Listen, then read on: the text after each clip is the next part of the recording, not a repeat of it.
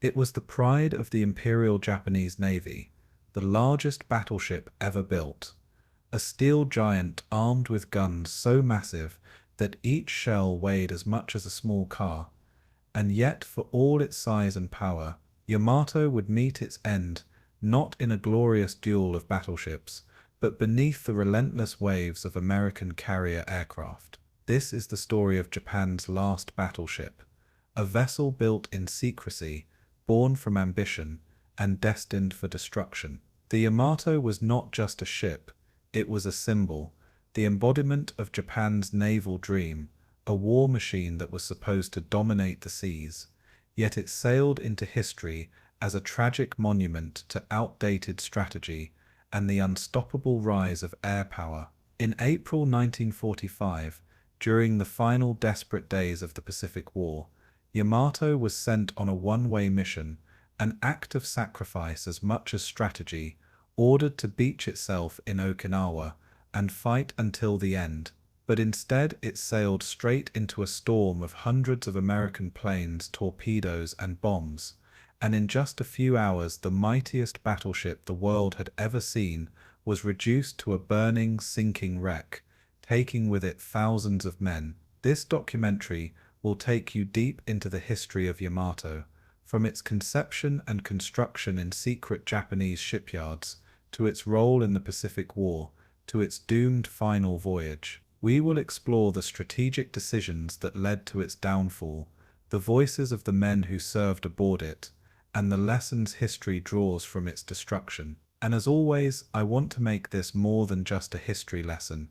I want it to be a shared experience. So as you settle in, tell me in the comments where you are watching from and what time you are tuning in. Are you listening late at night to relax, in the morning as you start your day, or somewhere in between? Your presence makes these long journeys through history feel alive. So get comfortable, let your mind drift to the vast Pacific waters of 1945, and join me as we relive the entire story of the sinking of the Yamato, Japan's last battleship. The end of the First World War left Japan standing as one of the great naval powers of the Pacific. Its fleets blooded but intact, its ambitions undimmed. The Imperial Japanese Navy had fought alongside the Allies, patrolling vast waters and seizing former German colonies in the Pacific. Yet beneath this success lay a gnawing fear. The United States, with its immense industrial base, loomed as the inevitable rival. In Tokyo's naval circles, strategy coalesced around the idea of the decisive battle, a single clash at sea that would determine the fate of empires. Japanese planners studied the writings of Alfred Thayer Mahan, adopting his doctrine of concentrated power and applying it to the Pacific theater. To achieve victory, they believed Japan must strike swiftly, weaken the enemy fleet, and then annihilate it in one grand confrontation.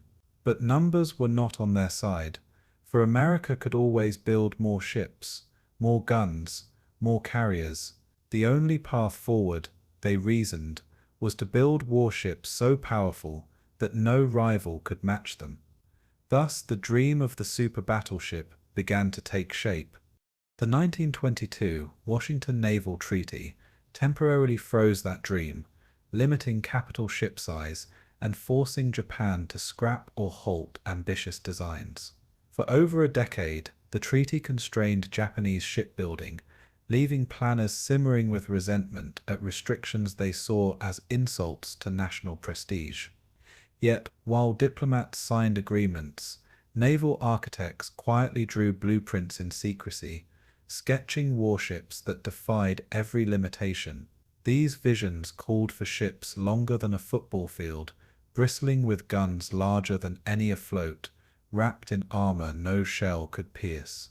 The Yamato class would be the embodiment of this defiance. Vessels so immense they dwarfed every battleship afloat.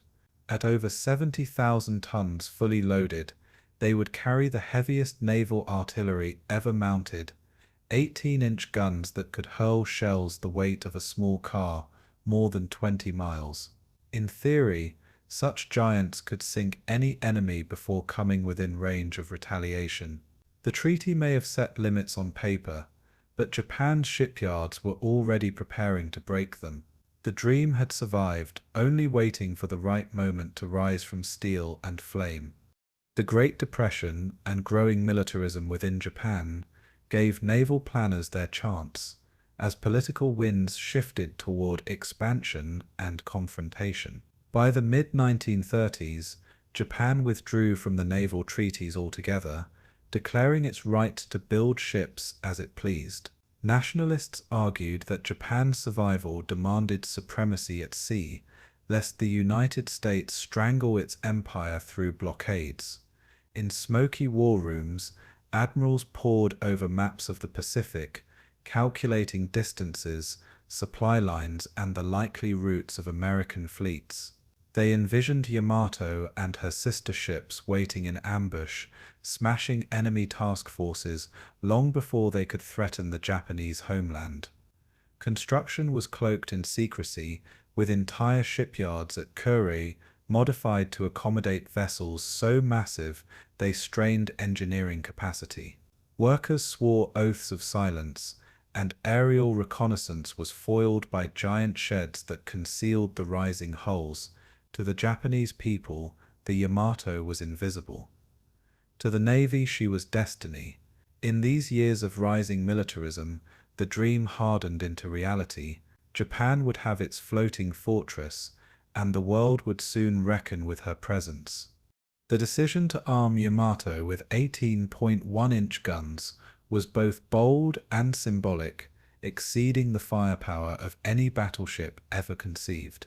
Each barrel stretched over 66 feet, weighing more than a locomotive, capable of firing a 200-pound shell farther than the horizon. A single broadside could devastate any warship in existence, a promise of dominance written in steel. Japanese designers accepted enormous sacrifices to accommodate these guns, building turrets so heavy they demanded structural innovations to support them. The armor belt was designed to withstand equal punishment, a protective wall of steel more than 16 inches thick. Beneath the decks, compartmentalization and reinforced bulkheads created a labyrinth intended to absorb torpedoes and bombs. In theory, Yamato could fight multiple enemies simultaneously, shrugging off their blows while delivering annihilation. The ship became not only a weapon, but a symbol of Japan's determination to stand unyielding against the industrial might of the West. She embodied the philosophy of quality over quantity, the belief that a few superlative ships could offset numerical inferiority. In Yamato, Japan poured its hopes, its pride, and its vision of naval supremacy. At the heart of this vision lay Japan's doctrine of the decisive battle, the Kantai Kessen, rooted in victories over Russia at Tsushima in 1905. The doctrine convinced Japanese leaders that wars could be won in a single massive naval clash. Yamato was designed as the queen of this battle, the immovable centerpiece around which victory would be forged. Her guns would outrange and outshoot the enemy. Her armor would deflect their counterblows, and her presence would inspire fear. The Imperial Navy believed that the United States, advancing across the Pacific, would eventually commit its fleet to one decisive encounter. There, amid thunder and flame, Yamato would secure Japan's destiny. Yet even as the keel was laid, the world of naval warfare was already changing. Aircraft carriers, once considered auxiliary vessels, were proving their worth in exercises and small-scale battles. Airplanes could strike farther than guns, dive through flak, and torpedo ships at speeds no armor could negate. But the weight of tradition and doctrine was too great, and Yamato sailed into existence as the last great monument to battleship supremacy. Behind the steel and engineering lay the human element, thousands of workers whose hands shaped the dream into reality. At Kure, shipbuilders toiled day and night, hammering plates, riveting beams, and forging the backbone of a leviathan. Entire industries bent themselves toward the task, steel mills pouring armor plate, factories machining gears, foundries crafting gun barrels. The secrecy was so intense that workers often did not know the scale of what they were building until the colossal hull towered above them. For those who caught glimpses, Yamato seemed less a ship than a mountain of steel rising from the sea. Young officers selected for her crew were told they would serve on the pride of the fleet, an honor as much as a duty. Songs and poems quietly spread among the ranks, praising the vessel destined to defend the empire. She was not merely a machine, but a symbol of national identity, a floating cathedral of power, and every rivet driven into her hull carried with it the weight of expectation. Yamato was to be more than a warship. She was to be Japan itself at sea.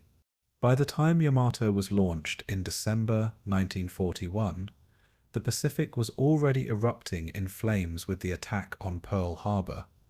Her entry into service seemed timed with destiny, as Japan struck boldly across the Pacific in a bid to cripple American power. To the Japanese public, she remained a mystery, her existence cloaked in secrecy, her scale known only to a few. To those within the Navy, she was a talisman, the ship that would secure victory in the wars to come. At her commissioning, dignitaries marveled at her immense hull, her towering superstructure, and her aura of invincibility. Yet fate was already at work, as carriers had shown their devastating potential at Pearl Harbor, where battleships burned helplessly in shallow waters. Yamato sailed into a world that was rapidly leaving her kind behind. Still, in that moment, she represented the pinnacle of Japanese ambition, the embodiment of a dream forged in steel. Admirals looked to her with pride, sailors with awe, and the empire with hope. The super battleship dream had finally taken form, gleaming in the winter sun of 1941. The Yamato was not just a ship, but a paradox, a vessel of unmatched strength, built for a doctrine already fading into obsolescence.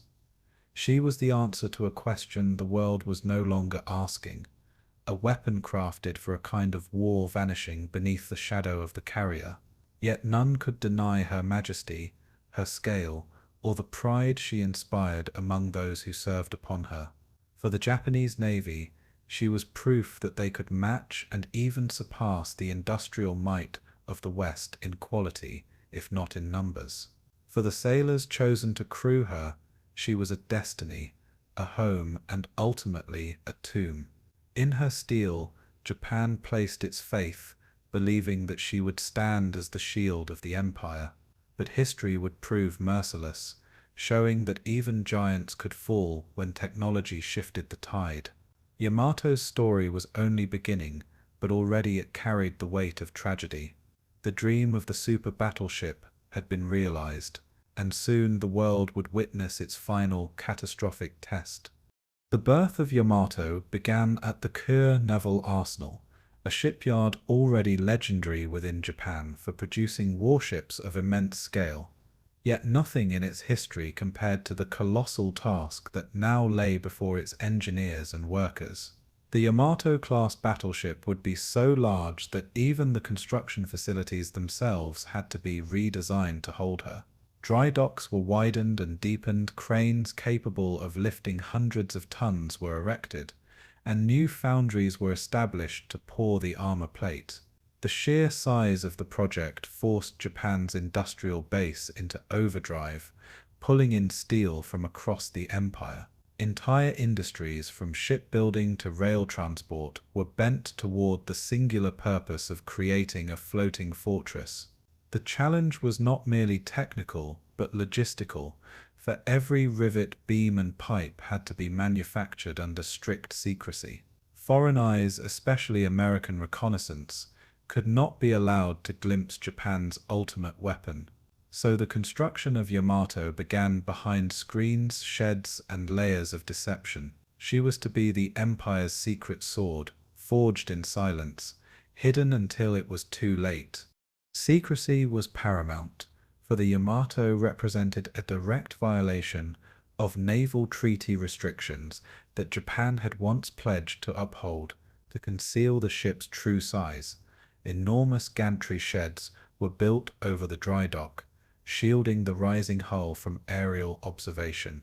Workers were sworn to silence, their access restricted to specific sections of the vessel so that few ever saw her in full. Documents were coded, blueprints restricted, and entire sections of the arsenal operated under compartmentalized knowledge.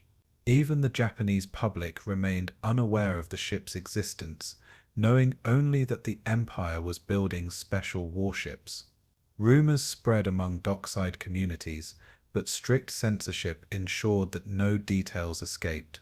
The Kura shipyard became a fortress of secrecy, guarded by military police and patrolled by naval officers. Workers caught whispering too much were quietly removed, their fates often unknown. This atmosphere of fear and discipline was the price of constructing Japan's ultimate weapon. Every day, as steel plates rose into place, the secret deepened. The Yamato was becoming real, yet invisible to the world outside. The engineering challenges of Yamato pushed Japanese naval architects to the limits of their skill and imagination. Her main guns alone demanded turrets so heavy they rivaled the weight of entire destroyers. Each turret weighed over 2,700 tons, requiring a hull reinforced with new structural frameworks never before attempted. Armor plates, some exceeding 16 inches in thickness, had to be forged and shaped with unprecedented precision. The propulsion system, a labyrinth of boilers and turbines, was designed to propel over 70,000 tons of steel at speeds surpassing 27 knots. Japanese metallurgists developed specialized alloys to strengthen the hull while minimizing excess weight.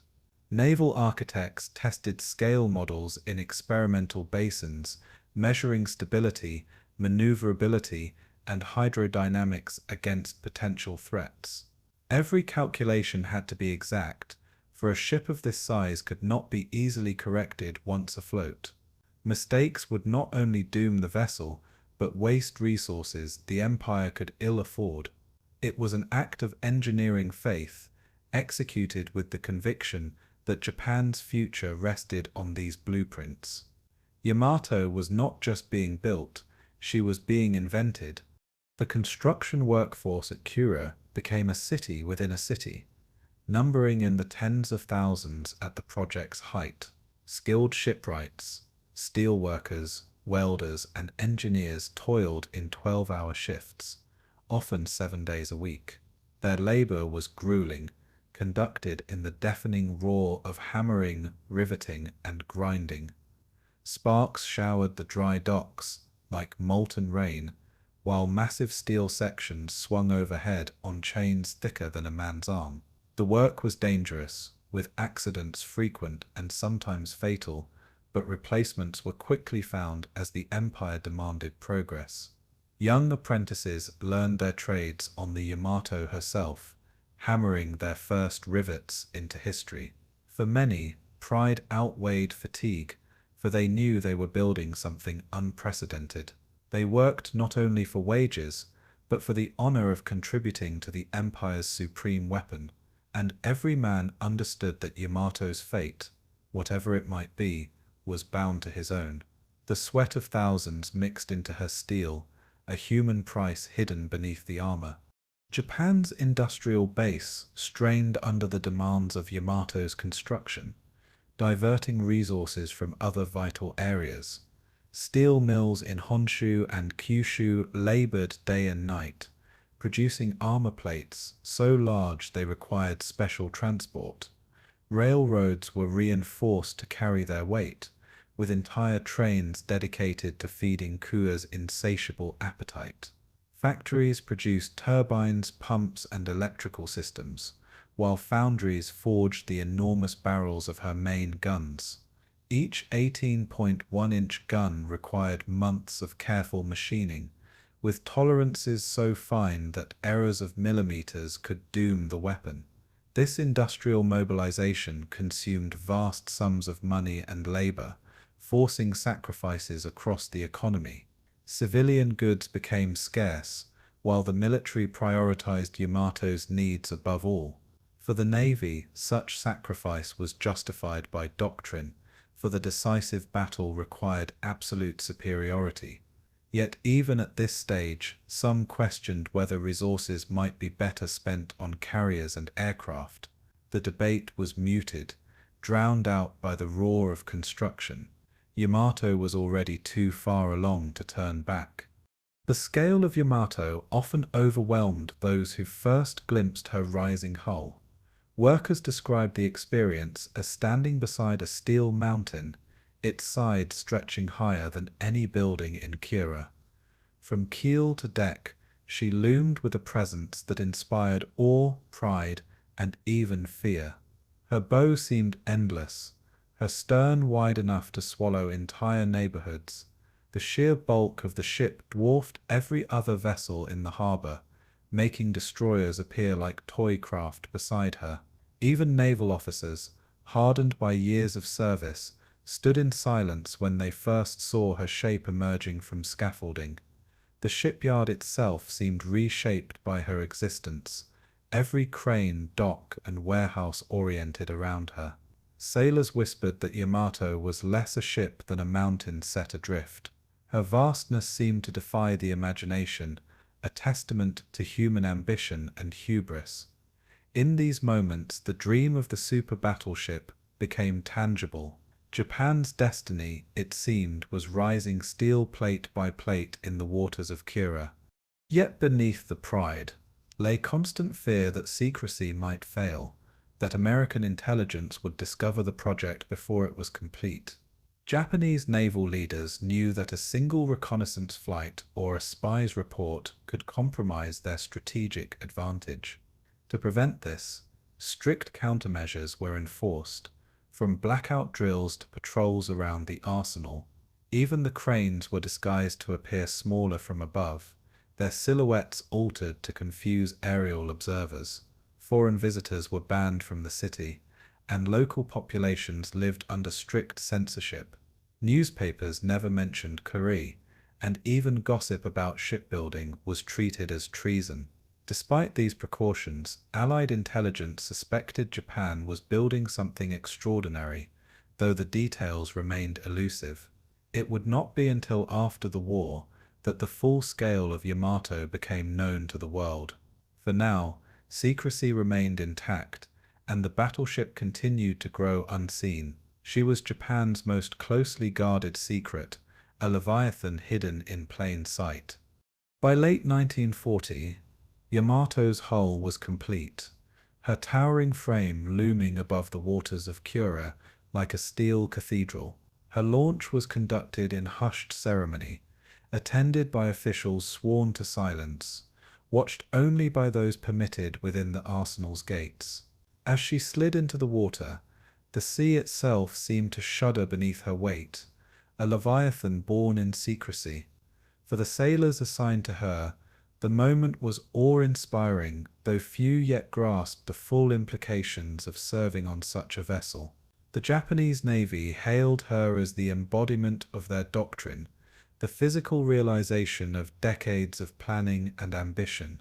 Yet the world remained unaware, the secret carefully guarded as Yamato began her fitting out. Within her decks, electricians wired circuits, carpenters fitted bunks, and gunners installed weapons that defied belief. She was a fortress afloat, but also a symbol of pride, of hope, of sacrifice. The dream was now a reality, but reality carried with it the burden of destiny. Yamato was ready to sail into history, unseen by the world that would one day witness her end. The Yamato was not merely a ship, she was a floating fortress, a machine of war on a scale the world had never seen. At 263 meters long and displacing over 70,000 tons at full load, she outweighed every battleship afloat. Her beam stretched 38.9 meters across, wide enough to swallow entire city blocks. Her deck a steel plain dotted with turrets like mountains. The very shape of her hull was designed for both endurance and intimidation, broad and massive, carrying a presence that dwarfed even her own escorts. In comparison, the American Iowa-class battleships, formidable in their own right, were nearly 20,000 tons lighter. Yamato's designers had achieved the dream of building a vessel not merely superior but unmatched, intended to dominate any battlefield. Yet her size was not excess for its own sake. It was necessity demanded by the colossal weapons she carried. Every line of steel, every ton of armor, every rivet of her hull was forged to bear the weight of her armament. Yamato was not built to fight equally, she was built to overwhelm, and in this design, Japan proclaimed its vision of naval supremacy. At the heart of her power were her 9 18.1-inch guns, the largest naval artillery ever mounted on a warship. Each barrel stretched nearly 67 feet and weighed more than 150 tons, designed to hurl shells weighing 3,200 pounds across 25 miles. A single broadside unleashed more destructive force than any other battleship afloat, capable of reducing enemy vessels to burning wrecks in minutes. These shells were so massive that special loading machinery had to be designed to move them, with crews trained endlessly in precision drills. Yamato could fire both armor-piercing projectiles, designed to punch through thick battleship plating, and high-explosive shells, intended to devastate lighter ships and shore defenses. Her turrets were armored fortresses themselves, each weighing more than most destroyers, requiring massive barbettes that bored deep into the hull. Firing the main guns created shockwaves so violent that crewmen described the deck trembling like an earthquake. When fired in anger at Leyte Gulf, their roar could be heard for miles across the sea. No other ship could rival such firepower, and none would ever carry guns so large again. Yamato's guns were her crown, her fury, and her curse. But guns alone did not make Yamato invincible. Her armor was the thickest ever mounted on a battleship.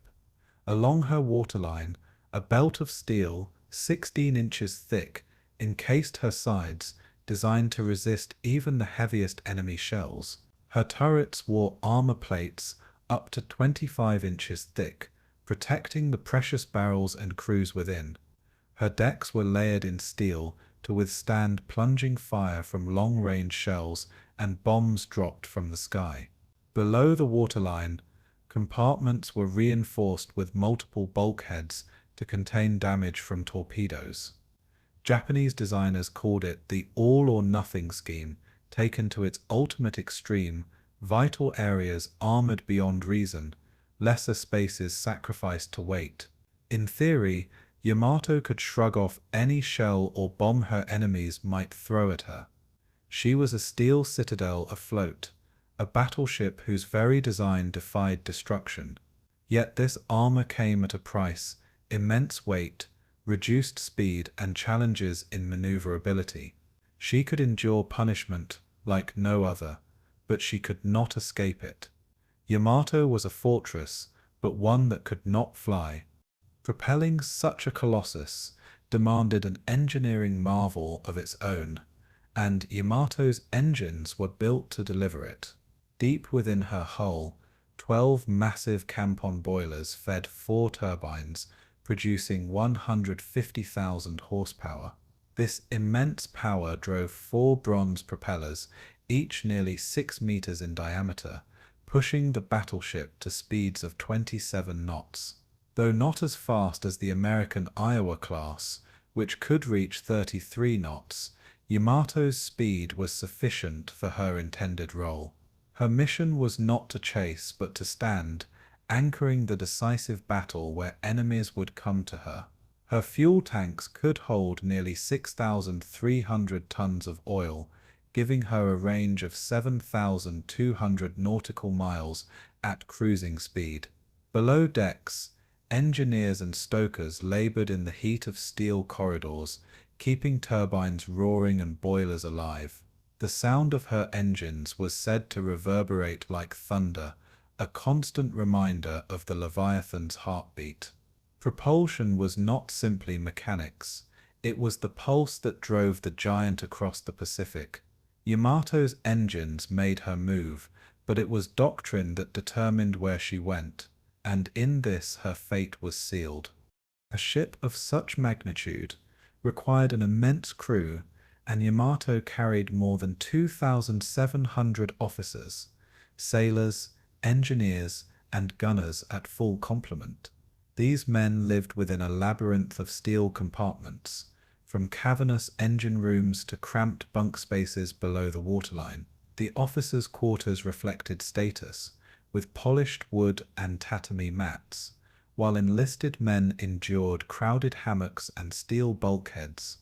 Meals were served in vast mess halls, rice and fish supplemented by whatever supplies could be scrounged from ports. Yamato was so large that many sailors joked they could spend weeks aboard without ever learning every corridor. The daily life of the crew revolved around endless drills, maintenance, and the ever-present ritual of naval discipline. Anti-aircraft crews manned stations, even at rest, ready at a moment's notice to unleash storms of fire into the sky. For these men, service aboard Yamato was considered the highest honor, but also a duty wrapped in silence and secrecy. They knew they were guardians of the Empire's greatest treasure, and they knew too that they might one day die with her. In addition to her great guns, Yamato bristled with a forest of secondary and anti-aircraft weapons. Her secondary armament included 12 6.1-inch guns mounted in 4 triple turrets, intended to batter cruisers and support landings. She carried a dozen 5-inch dual-purpose guns, capable of firing at both surface and aerial targets. But it was her anti-aircraft suite that most reflected the changing times, swelling as the war dragged on. By 1945, she carried over 150 Type 96-25 mm anti-aircraft guns in triple, twin, and single mounts. These guns lined her decks, creating walls of fire against the swarms of American carrier planes she was destined to face. Yet while fearsome on paper, the Type 96 was plagued by poor accuracy, limited range, and slow tracking. Against massed air attacks, they were more a desperate hope than a decisive defense. Yamato bristled with barrels, her decks crowded with weapons, yet air power would still prove her undoing. In her weapons lay the paradox of her existence, invincible in theory, vulnerable in reality. She was a fortress designed for a war already passing her by. When compared to the battleships of other nations, Yamato stood alone both in scale and in philosophy. The American Iowas were faster, designed to escort carriers and strike swiftly, while the British King George V class emphasized balance and economy. The Germans, with their Bismarck and Tirpitz, sought prestige through daring but never achieved global dominance. The Italians built speed into their Littorio class, but their armor could not match Yamato's thickness. Only Yamato and her sister Musashi embodied the idea of absolute supremacy through sheer mass and firepower. They were ships built not for practicality, but for awe, for intimidation, for a decisive clash that might never come. In this, they represented the last gasp of battleship doctrine, a belief in steel and guns in a world turning to flight and bombs. Other nations built battleships as tools of war. Japan built Yamato as a monument. She was the zenith of a philosophy that could not survive the realities of modern combat. Yet her very existence testified to the ambition and desperation of her age. In Yamato, the battleship reached both its peak and its end. The Yamato-class battleship was thus a paradox in steel, the strongest, most heavily armed warship ever created, and yet already obsolete. She embodied the dreams of admirals who clung to visions of Tsushima and decisive battle, even as aircraft carriers proved the true rulers of the sea. Her guns, her armor, her engines, and her sheer size all testified to the brilliance of Japanese engineering.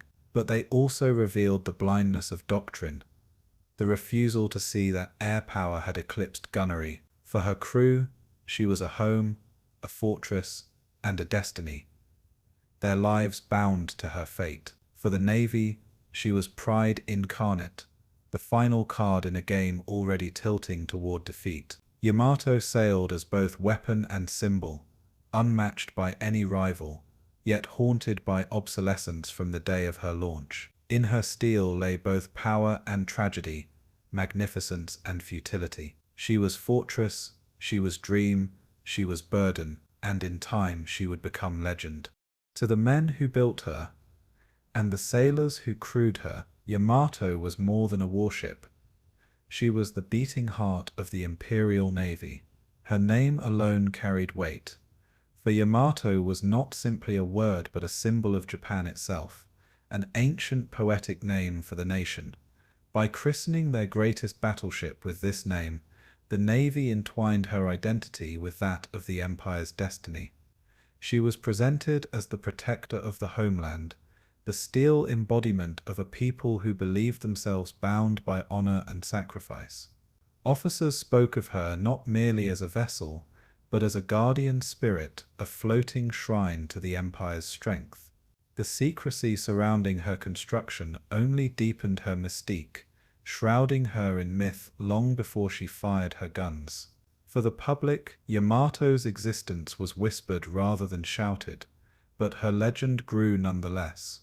She was pride, she was power, she was invincibility given form, and within her massive hull, thousands of men would come to see her as their world entire. Propaganda elevated Yamato into something far greater than steel and rivets, transforming her into a national icon. Official newsreels hinted at a super battleship without revealing details, fueling rumors of a vessel that could destroy entire fleets single-handedly. Posters depicted rising suns and battleships steaming majestically into dawn.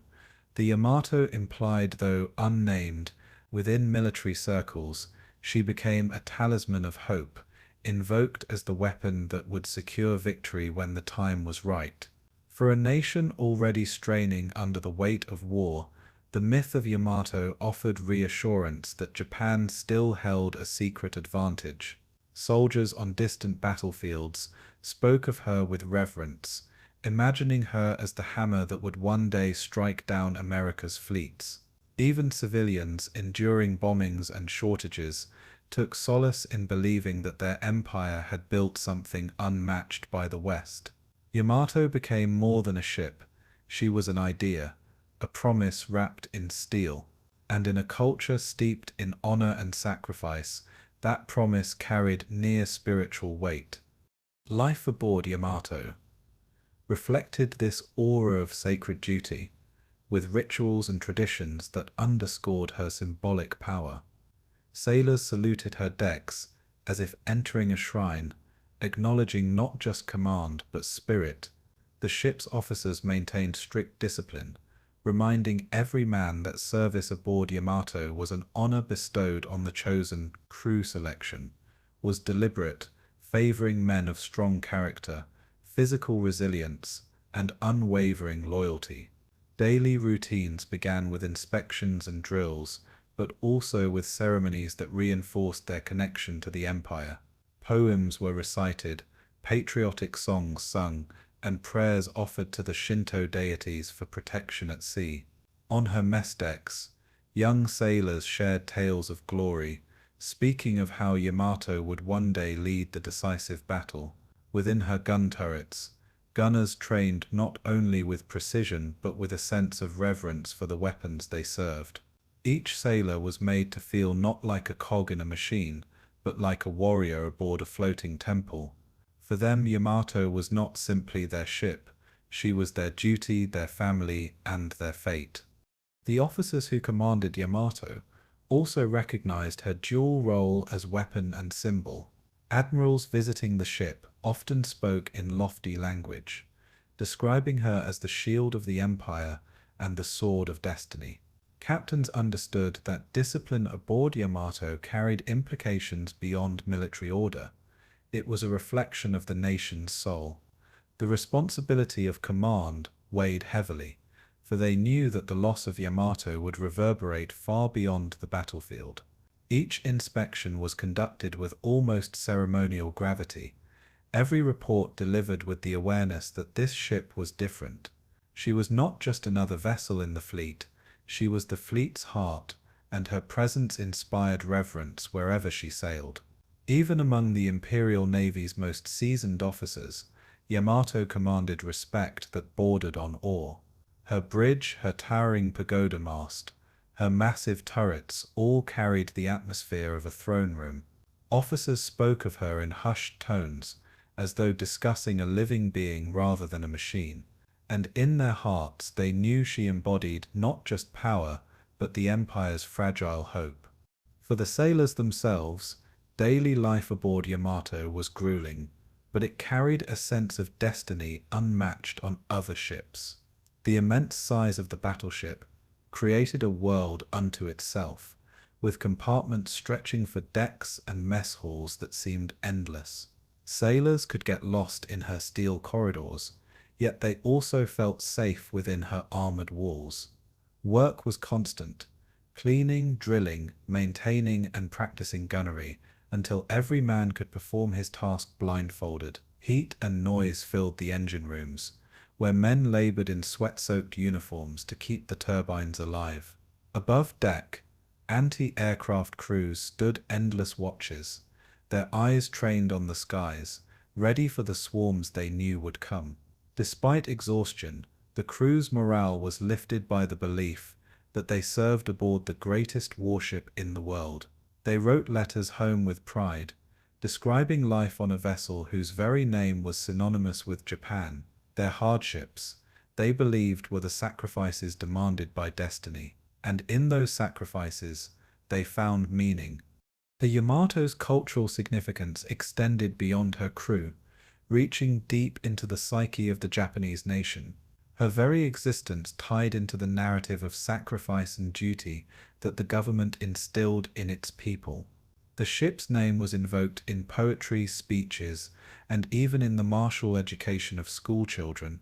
To fight and die for Yamato was presented as the highest form of service, a parallel to the samurai code of Bushido.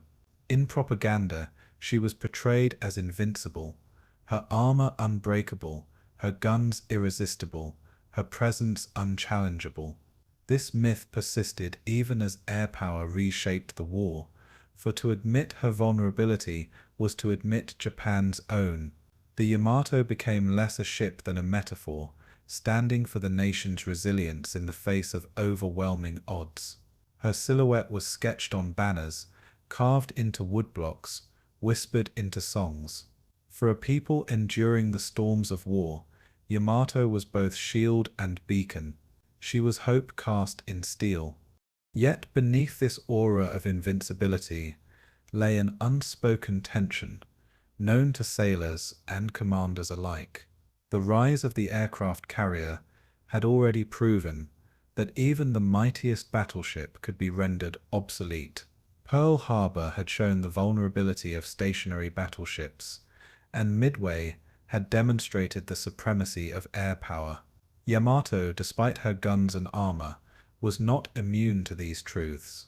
Officers discussed it in private, acknowledging that her true strength might never be tested as intended. Sailors whispered about the carriers, wondering if their fortress could withstand bombs and torpedoes from the skies. This unspoken doubt did not diminish their pride, but it haunted the edges of their faith.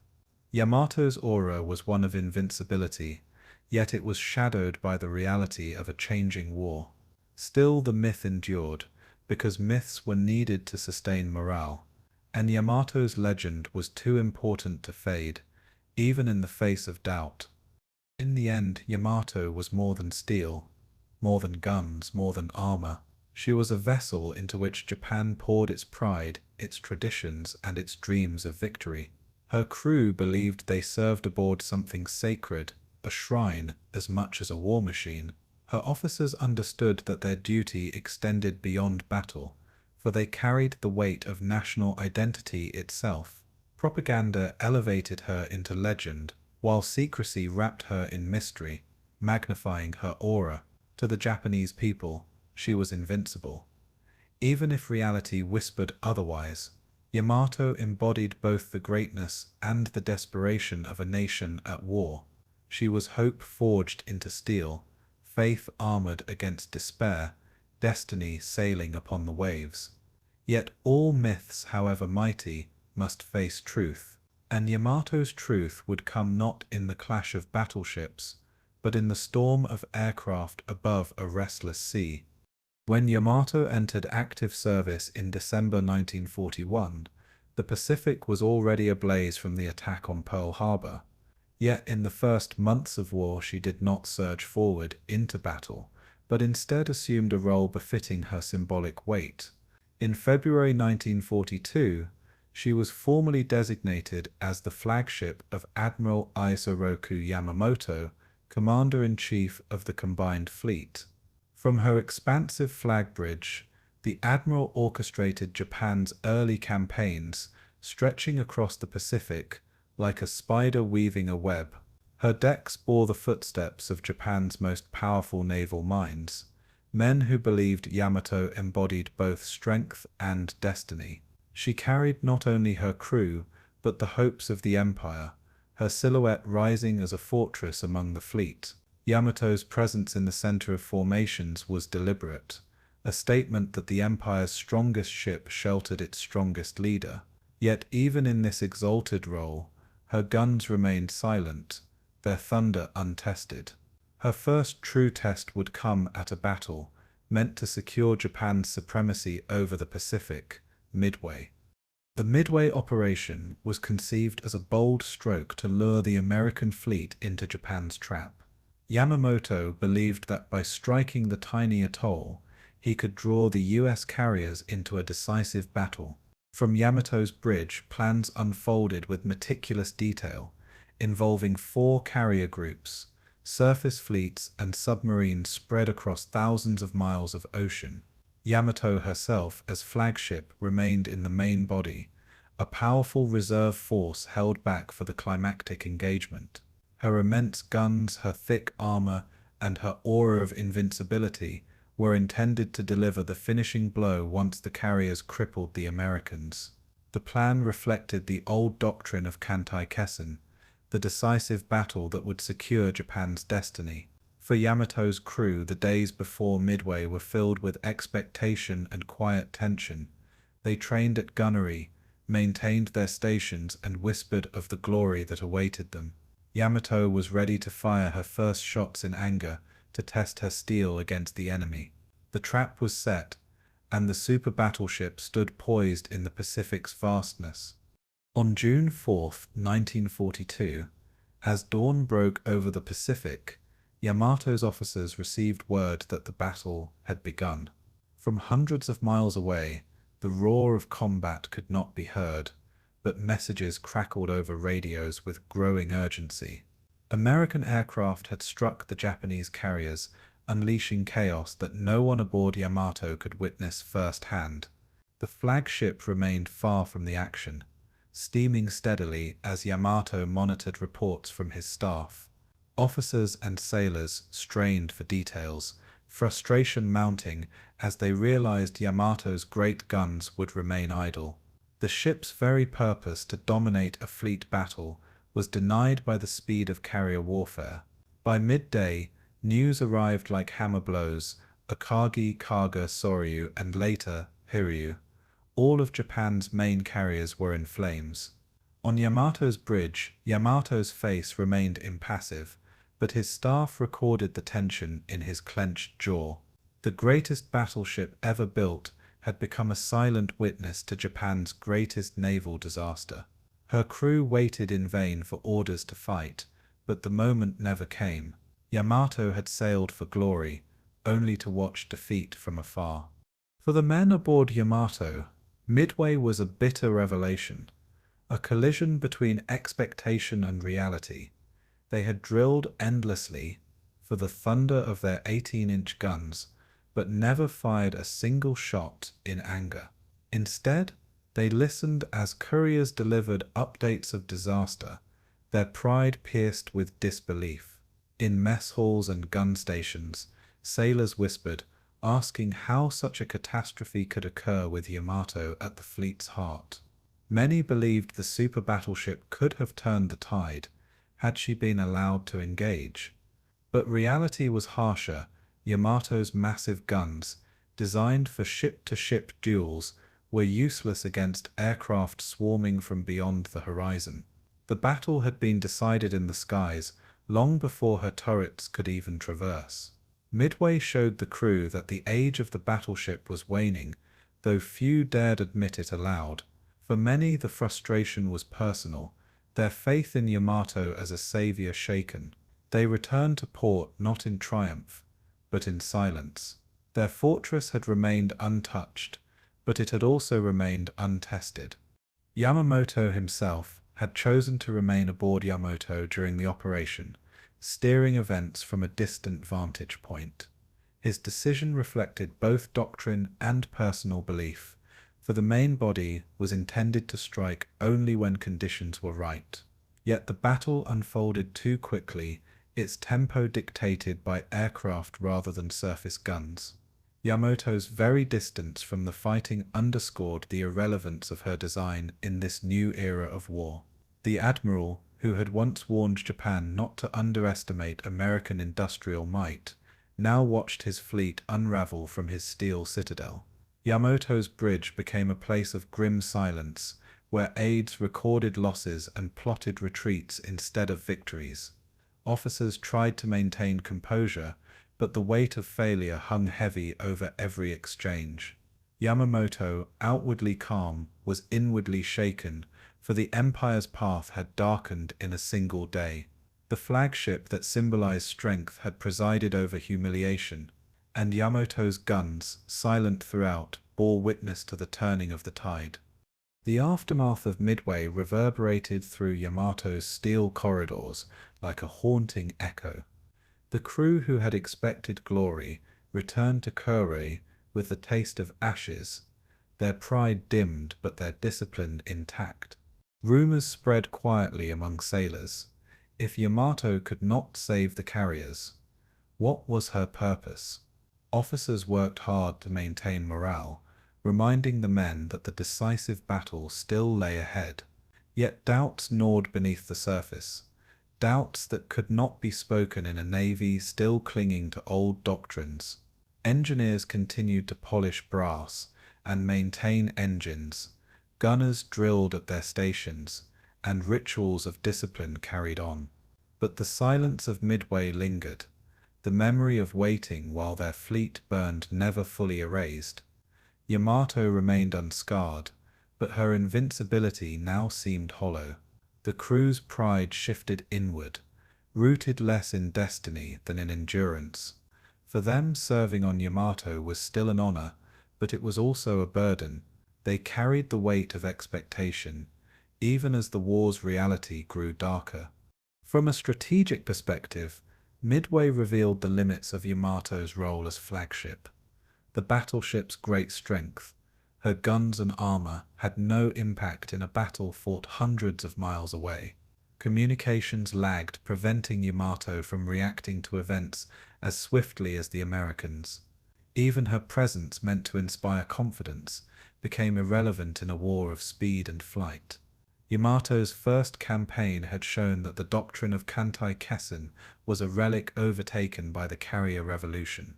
Yet within the Navy, few dared abandon the dream, for Yamato's existence demanded that it be preserved.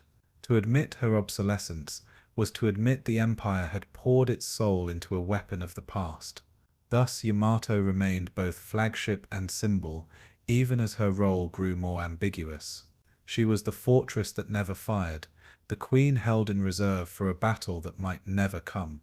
And in that paradox, her legend deepened, shaped as much by silence as by thunder.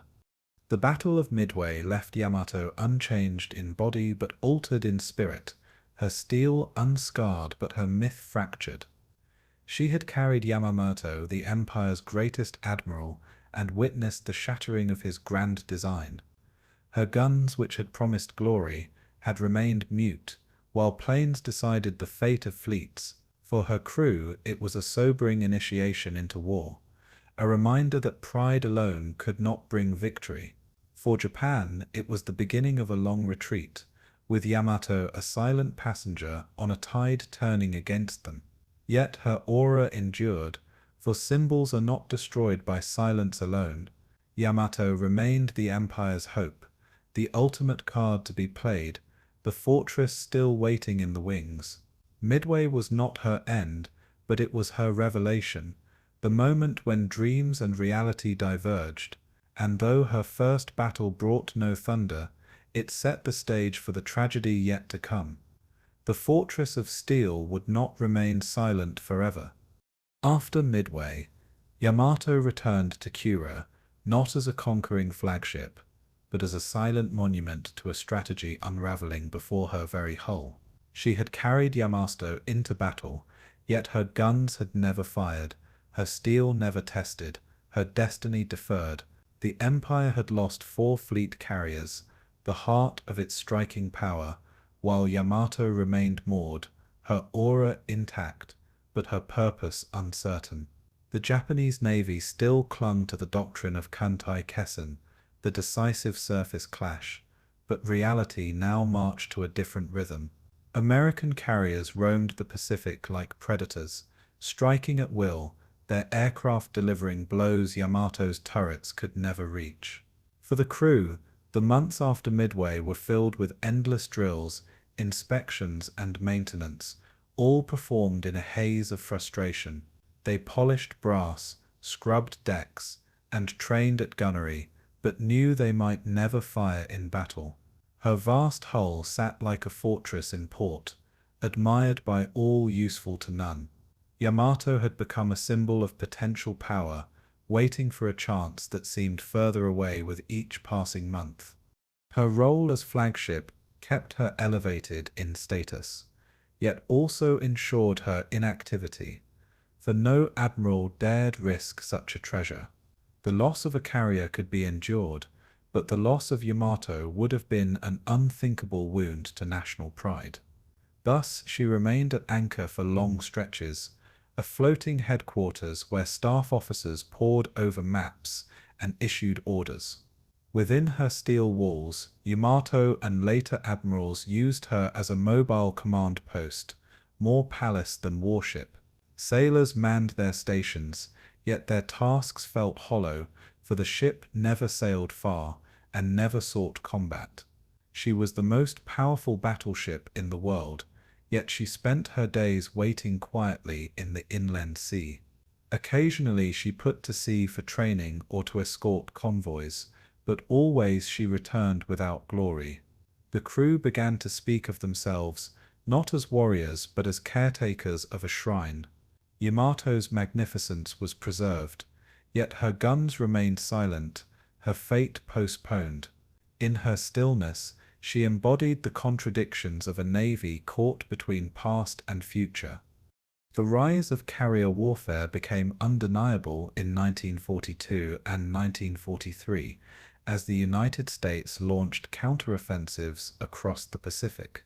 At Coral Sea, Midway, and later Guadalcanal, aircraft had proven they could decide battles long before surface fleets closed to gunnery range. Japanese carriers, once dominant, were being worn down by attrition, while American shipyards churned out replacements at a rate Japan could not match. Yamato, meanwhile, remained tethered by doctrine, her guns irrelevant in battles fought beyond the horizon. Reports reached her crew of carrier duels, where entire fleets clashed without ever sighting one another. Young sailors began to question whether their massive fortress could play any role in such a war. Yet official rhetoric still held fast, assuring them that one day Yamato would be the key to victory. Propaganda continued to call her unsinkable, her strength a shield for the nation. But reality whispered otherwise in the smoke of distant battles fought and lost. The fortress waited, while the war evolved beyond her reach. Life aboard Yamato in these years became a routine of monotony, punctuated by moments of tension. The crew drilled endlessly with her anti-aircraft guns, practicing to repel the air raids they knew would eventually come. Deep in her hull, engineers tended turbines that rarely roared at full speed, maintaining readiness for voyages that seldom occurred.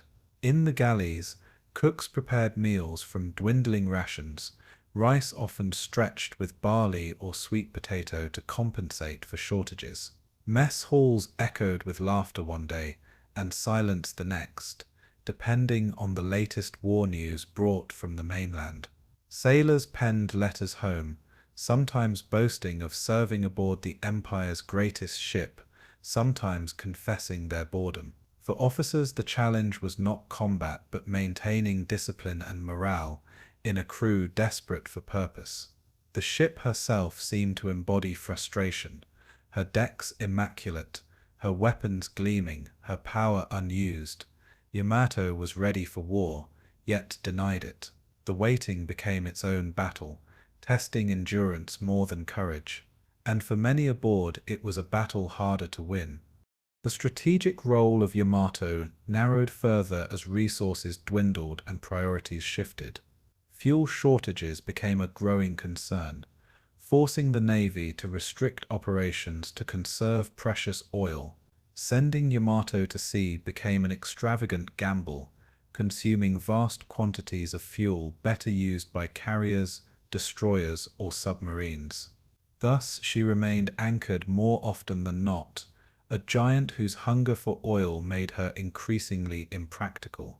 Her very size, once her greatest advantage, now chained her to port as Japan's economy buckled under the weight of blockade. Other ships fought and died in distant seas, while Yamato's decks remained eerily quiet. Her crew heard of Guadalcanal, of the Solomons, of the Philippine Sea, yet Yamato played no decisive role. She was the Empire's greatest weapon, and yet she was being preserved like a relic, waiting for a chance that might never come. In the Navy's calculations, she was too precious to risk, yet too costly to use. The paradox deepened, and the crew bore the brunt of its contradictions. They were guardians of a fortress chained to the shore. Yet, even in inactivity, Yamato exerted influence through presence alone. Her silhouette against the horizon, when she did appear, inspired both fear and admiration. Allied intelligence caught whispers of a super battleship, but details remained elusive, fueling speculation and uncertainty. To Japan's allies and enemies alike, Yamato represented the possibility of a fleet battle that might yet occur. American planners factored her into their strategies, unsure how to counter a ship of such immense firepower. Within Japan, her existence was carefully guarded but mythologized, a reminder that the Empire still possessed unmatched strength. For the sailors aboard, this aura of invincibility was both comfort and burden, sustaining their pride while deepening their frustration. They knew they carried the hopes of their nation, but they also knew those hopes remained untested. Yamato's shadow loomed over the Pacific, even when she never fired a shot. Her power lay as much in imagination as in steel, and imagination for now was all she had. By 1943, the Japanese Navy faced an uncomfortable truth: battleships no longer dictated the outcome of wars. The United States had built a carrier force of staggering size, while Japan struggled to replace its losses. Air power now ruled the sea, striking targets hundreds of miles away, beyond the reach of Yamato's mighty guns. Her role as flagship diminished, as admirals increasingly shifted their command to carriers where the battle truly unfolded. Yet Yamato remained a centerpiece in doctrine, a symbol that could not be discarded without shattering morale. The crew clung to the belief that their ship's time would come, that destiny had not abandoned them. Each drill, each inspection, each ritual reaffirmed that faith, even as evidence piled against it. To the world outside, Yamato was a mystery. To those aboard, she was both home and prison. She was the fortress waiting in the shadows, revered but unused. Her silence was not weakness, but anticipation, or so they told themselves. In these long years of waiting, Yamato embodied the twilight of the battleship era. She had been built for thunderous duels of steel and fire, yet found herself sidelined by wings and bombs. Her crew lived between pride and futility, their faith sustained by myth, their reality defined by monotony. Japan's navy clung to her as symbol and hope. Even as the war drifted beyond her reach, she was preserved, protected, and held in reserve, a giant hidden in the inland sea, waiting for a chance that never came. Yet history has a way of forcing symbols into action, whether ready or not. The day would come when Yamato would sail, no longer able to hide in shadows. The decisive battle she had been built for would never materialize, but another mission awaited her. It would not be one of triumph, but of sacrifice, demanded by a nation desperate for hope. And so the fortress slumbered, waiting for the storm that would finally awaken her. By mid-1944, the Pacific War had reached a turning point, and Yamato was finally summoned from her long-shadowed existence. The Americans had struck into the Marianas, threatening the Empire's defensive perimeter and the supply lines that sustained its war machine. Japan's naval leadership knew this was the moment to commit what remained of its fleet, hoping for a decisive blow to halt the US advance. Yamato sailed with the mobile fleet, her immense silhouette once more at the heart of Japan's hopes. Yet as the task force steamed toward destiny, it was not Yamato's guns but the carriers that would decide the outcome. The operation was codenamed Ago, a last desperate gamble to check the American juggernaut. For Yamato's crew, spirits were high at first, believing the fortress had finally been unleashed for the battle she was built to fight. Gunners rehearsed ceaselessly, engineers tuned turbines, and officers spoke of duty with somber pride. Every man aboard sensed that this could be the fleet's last great gamble. Yet none could predict just how far Japan's naval strength had already decayed. The Japanese fleet that sailed into the Philippine Sea carried fewer than 500 aircraft, a number that might have seemed formidable in 1942. But against the Americans, who deployed more than 900 carrier-based planes and hundreds more on land, it was a shadow of former glory. Japan's once elite naval aviators had been decimated by attrition, their places filled by hastily trained replacements. The Battle of Midway, the attrition of the Solomons, and the grinding campaigns of 1943 had hollowed out the ranks of skilled pilots. Those who now manned the cockpits lacked experience, and many had never even landed on a carrier deck before setting out. Their machines, though still dangerous, were outclassed by newer American fighters like the Grumman Fef 6F Hellcat. On Yamato's decks, sailors looked skyward, knowing that their fate depended on air wings that no longer had the edge. Officers tried to inspire confidence, but in private they acknowledged the imbalance was fatal. The carriers would decide the battle, but they carried fewer teeth than ever before. Japan's ability to contest the skies was already broken. As the fleets closed, Yamato maintained her station in the main body, her massive turrets silent, her great guns waiting. The sea stretched calm and endless, dotted with the wakes of ships steaming toward destiny. Yet, as with Midway, the battle unfolded far beyond her gunnery range, measured in clouds of aircraft, rather than salvos of shells.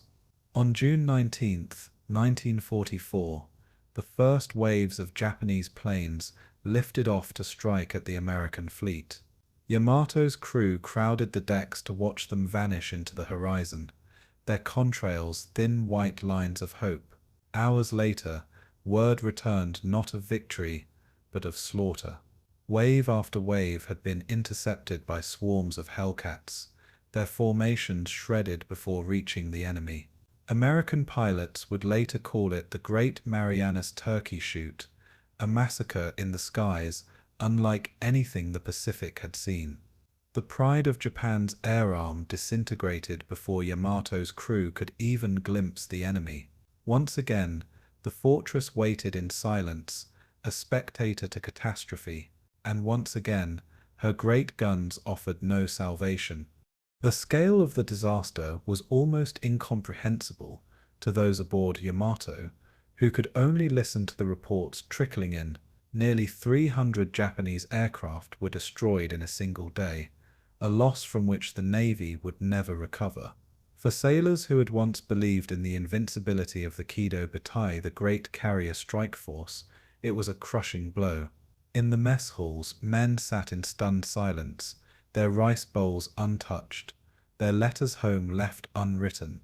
Gunners polished their weapons mechanically, knowing no American planes would come for them that day. Engineers stoked turbines pointlessly, the battleship steaming forward yet doing nothing to shape the battle. Officers moved with grim expressions, concealing the despair they felt at the futility of their mission. Yamato had been built for the clash of steel and fire, but the war had left her behind. The thunder of her guns remained mute, drowned out by the roar of engines she could never silence. And for the first time, many aboard began to sense that Japan's cause was slipping beyond redemption. When the second day dawned, the catastrophe deepened with the loss of the carrier Higho to American planes. Other carriers staggered back to port, their decks empty, their hangars echoing with silence. Japan's carrier force, once the terror of Pearl Harbor and the Indian Ocean, had been reduced to hollow shells. Yamato steamed beside them, her presence imposing but irrelevant, her vast silhouette no deterrent to the rain of bombs. The fortress was spared not by her armor, but by her irrelevance, as the Americans never even had to fire upon her. Sailors realized with bitter irony that their safety came from the enemy's indifference. To the Americans, Yamato was no longer the threat.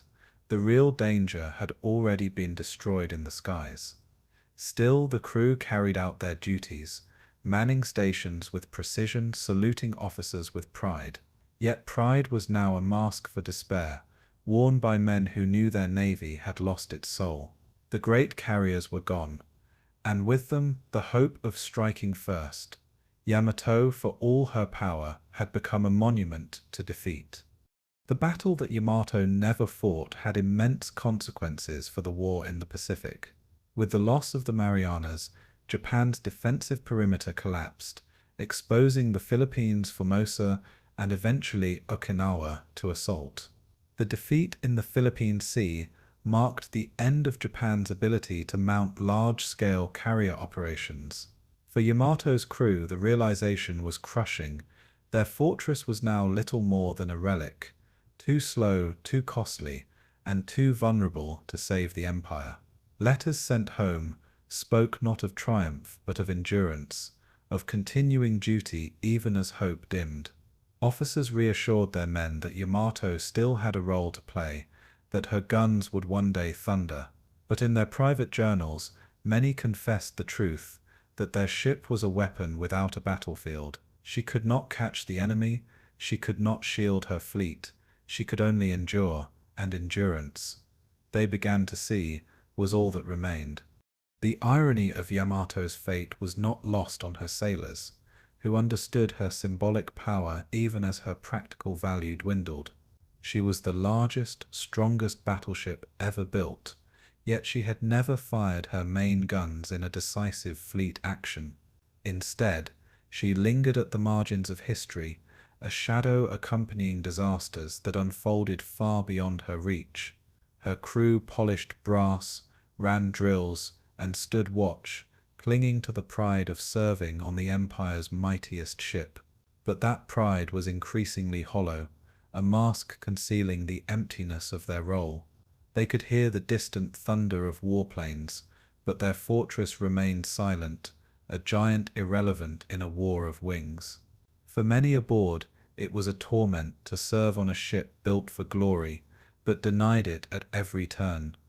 The Yamato's story was becoming not one of triumph, but of tragedy. She was the mightiest weapon of a doctrine already dead, and yet she still carried the soul of the nation, even as it slipped toward ruin.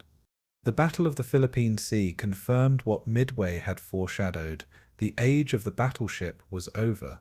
Yamato returned to port unscathed, yet her survival was an illusion, for her usefulness had already perished in the skies above the Marianas. She had sailed with hopes of delivering a decisive blow, only to watch her nation's air arm annihilated. Her crew carried the weight of that defeat in silence, their faith tested but not yet broken. For the Japanese Navy, Yamato still stood as a symbol, but symbols could not win wars.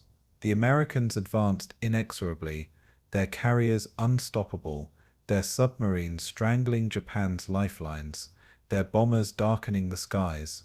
Yamato, the fortress of steel, remained waiting, her destiny still unfulfilled. But time was running out, and the empire was bleeding to death. The storm was coming, and Yamato would not be allowed to sit idle forever. Soon the shadowed fortress would be called to sea one final time. In October 1944, Yamato was finally summoned to the battle for which she had been built, a clash that would become the largest naval engagement in history. The Americans had landed on Leyte in the Philippines, threatening to sever Japan's remaining access to vital oil from the Dutch East Indies. For the Japanese Navy, this was the decisive moment. Lose here, and the empire would be starved into submission. Operation Shogo was devised as a desperate counterstroke, a multi-pronged plan to lure the US fleet into battle. Yamato steamed as part of Admiral Kurita's powerful center force, accompanied by her sister Musashi and an array of battleships, cruisers, and destroyers. The fleet's mission was audacious: push through the central Philippines and annihilate the American landing forces at Leyte Gulf.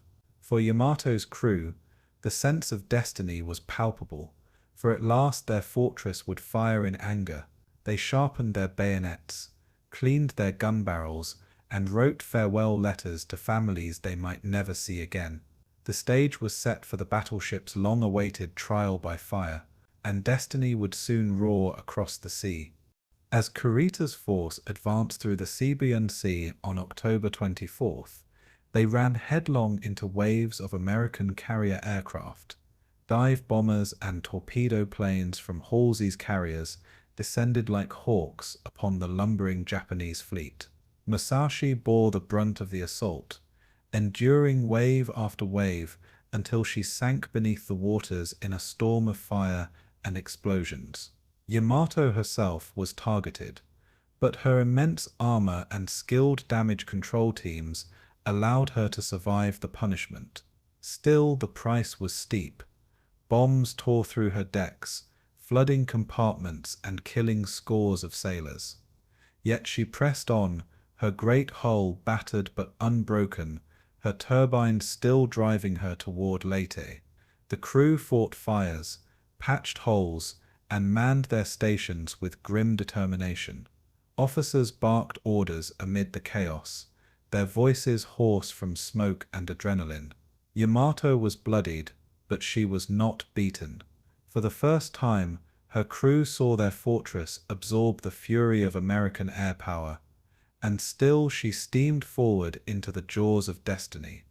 The following day, October 25th, Yamato and the surviving center force approached the waters off Samar, where fate delivered them an unexpected encounter. There they came upon a small American escort group, Taffy 3, composed of escort carriers, destroyers, and destroyer escorts. On paper, it was no contest. Yamato's 9 18.1-inch guns outclassed anything afloat, and the rest of Kurita's battleships and cruisers added overwhelming firepower. The crew rushed to battle stations, their hands trembling as the order was given to load the massive shells into the great guns. For the first time in her career, Yamato's turrets rotated toward a living enemy. The thunder that followed shook the heavens as her main guns fired in anger at last. Shells the weight of cars screamed through the air, plunging into the sea around the fleeing American carriers. The deck trembled, the air rippled, and the men of Yamato felt destiny surge through their veins. Their fortress had finally spoken, and its voice was terrifying. Yet, even in this moment of power, Yamato's fury was blunted by the chaos of battle. The small American escort carriers turned and ran, launching planes in desperation, while their destroyers charged with suicidal bravery. U.S. destroyers like the USS Johnston, USS Hull, and USS Samuel B. Roberts closed in, their captains knowing full well they faced annihilation.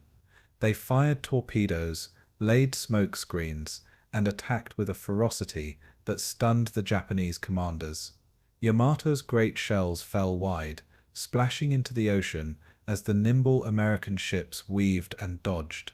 Her anti-aircraft guns blazed at the aircraft, launched from the escort carriers, filling the sky with tracers and smoke. Despite her size and firepower, Yamato found herself struggling to land decisive blows against smaller, swifter foes.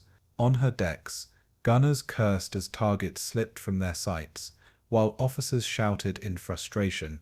For her crew, the exhilaration of firing in anger was tempered by the realization that they were fighting ghosts.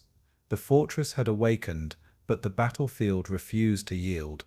As the battle raged, Yamato's crew witnessed a display of courage from the Americans that defied belief. Tiny destroyers charged headlong into the guns of battleships, their decks torn apart by salvos yet refusing to break off. Aircraft from the escort carriers, armed with only small bombs and depth charges, dove again and again onto the Japanese giants. Each attack was a pinprick compared to Yamato's might, yet the relentless swarms sowed confusion and fear. Smoke screens cloaked the carriers, obscuring targets and blinding gunners straining to aim the massive turrets. Yamato fired salvo after salvo, but her accuracy faltered in the haze and chaos of the fight. Torpedoes slammed into Japanese cruisers, explosions tearing through formations meant to overwhelm. On Yamato's bridge, officers struggled to make sense of the melee, their battle plan dissolving in the storm. Pride battled with frustration as the crew realized they were not crushing the enemy, but being held at bay. The fortress roared, yet the tide of battle was slipping through their fingers. Despite their disadvantages, the Americans' desperate stand inflicted shocking damage on Kurita's force. Japanese cruisers were crippled or sunk, while destroyers were lost to the fury of torpedo runs. Yamato herself weathered bombs and near misses, her anti-aircraft crews firing until their barrels smoked red. Sailors manned pumps to contain flooding, rushing between compartments choked with fire and seawater. Yet still she pressed on, her massive frame enduring punishment that would have sunk lesser ships. On deck, blood mixed with seawater as stretcher parties carried wounded men below. Gunners continued to fire, their hands blistered from heat, their ears ringing from the constant thunder.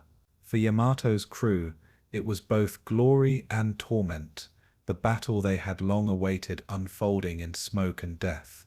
They had fired their mighty guns, but not with the decisive effect they had dreamed. The clash at Leyte Gulf was proving that bravery and innovation could counter even the greatest fortress of steel. By afternoon, Kurita faced a terrible decision. His fleet had suffered heavy losses, his formations shattered, his men exhausted. Despite his overwhelming superiority on paper, he had failed to annihilate the American landing forces. Confused by the ferocity of resistance, and fearing he had stumbled into the path of a larger U.S. fleet, Kurita ordered withdrawal on Yamato's decks. Disbelief rippled through the crew as the order to disengage was given. They had survived the storm, but their chance for decisive victory slipped away in smoke and chaos. For many, the withdrawal felt like betrayal. The fortress denied her true triumph just as she had found her voice. Officers comforted the men, reminding them that Yamato had finally fired her great guns in battle. Yet the sense of futility lingered, as the Empire's greatest weapon retreated without victory. The fortress had thundered, but the storm had left her adrift, and with that retreat, the dream of decisive battle died forever. The Battle off Samar, part of the vast Leyte Gulf campaign, marked both Yamato's moment of glory and her moment of futility. She had fired her great guns, at last unleashing the power she was built to wield, and she had endured punishment that proved her resilience. But the battle also showed the futility of battleship doctrine in a war dominated by aircraft and audacity. Tiny American ships and fragile escort carriers had stood against the mightiest fleet Japan could muster and survived. Yamato returned to port battered but afloat, her crew proud yet haunted by the hollow outcome. For Japan, Leyte Gulf was the final gasp of its navy, a disaster from which it would never recover. The Americans had secured their foothold in the Philippines, and the Empire's oil lifeline was doomed. Yamato's guns had spoken, but their thunder could not alter fate. She remained a fortress of steel, but now she was a fortress without purpose. The sea had given her one chance at glory, and it had passed like smoke in the wind. The thunder of Leyte Gulf did not fade into silence. It carried with it the funeral bells of Japan's naval air arm. While Yamato fired her great guns at Samar, another part of the battle unfolded to the north, where Admiral Ozawa's carriers steamed as bait. Their mission was to lure Admiral Halsey's powerful Third Fleet away from the landings, buying time for Kurita's force. But these carriers, once the pride of the Imperial Navy, were mere ghosts of their former selves. Their hangars stood nearly empty, their flight decks carrying only a fraction of the aircraft needed to strike a blow. Many of the planes aboard were obsolete, and their pilots were raw recruits with only a handful of flight hours. What was once the sharpest blade in Japan's arsenal had become a hollow lure, sacrificed to deception. Yamato's crew learned of this ruse with bitterness, realizing that the carriers were now shields rather than swords. And in the skies above the Philippines, the Americans prepared to deliver the coup de grace. On October 25th, American carrier groups descended upon Ozawa's fleet with overwhelming force. Waves of Hellcats, Avengers, and Helldivers swept across the sky, blotting out the sun with their numbers. The Japanese carriers Zuikaku, Zuihyu, Cheetos, and Chiyoda faced this onslaught with pitiful defenses. Anti-aircraft guns rattled desperately, but they could not stem the tide of bombs and torpedoes raining down. Zuikaku, the last survivor of Pearl Harbor, shuddered under repeated strikes until explosions ripped through her decks, sending her to the depths. Zuihyu burned fiercely, her crew abandoning ship as fire consumed her from stem to stern. Cheetos and Chiyoda followed, blasted apart by bombs and finished by American gunfire. In the span of a few hours, Japan's last carriers of consequence were gone, their wrecks marking the final eclipse of naval aviation. Yamato's sailors received the news over radios and couriers, their hearts sinking with the carriers. The shield had broken, and the fortress was left exposed beneath the open sky. For Yamato and her sister battleships, the destruction of the carriers was not just a strategic loss, it was a death sentence. Without air cover, Even the thickest armor and the heaviest guns were powerless against waves of enemy planes. Every sailor aboard Yamato understood this truth, even if few dared speak it aloud. They had seen Musashi's fate in the Sibuyan Sea, pounded into oblivion by aircraft that ignored her guns. They knew that the skies now belonged entirely to the Americans, whose carriers could strike at will, unopposed. The crew of Yamato trained their anti-aircraft batteries with renewed fervor, but even they admitted their weapons were flawed. The Type 96 guns overheated quickly, their firepower insufficient against the swarms that darkened horizons. Officers urged their men to take pride in discipline, to find courage in duty, even as their shield had vanished. Yamato remained majestic, but she was a fortress adrift in a storm she could not stop.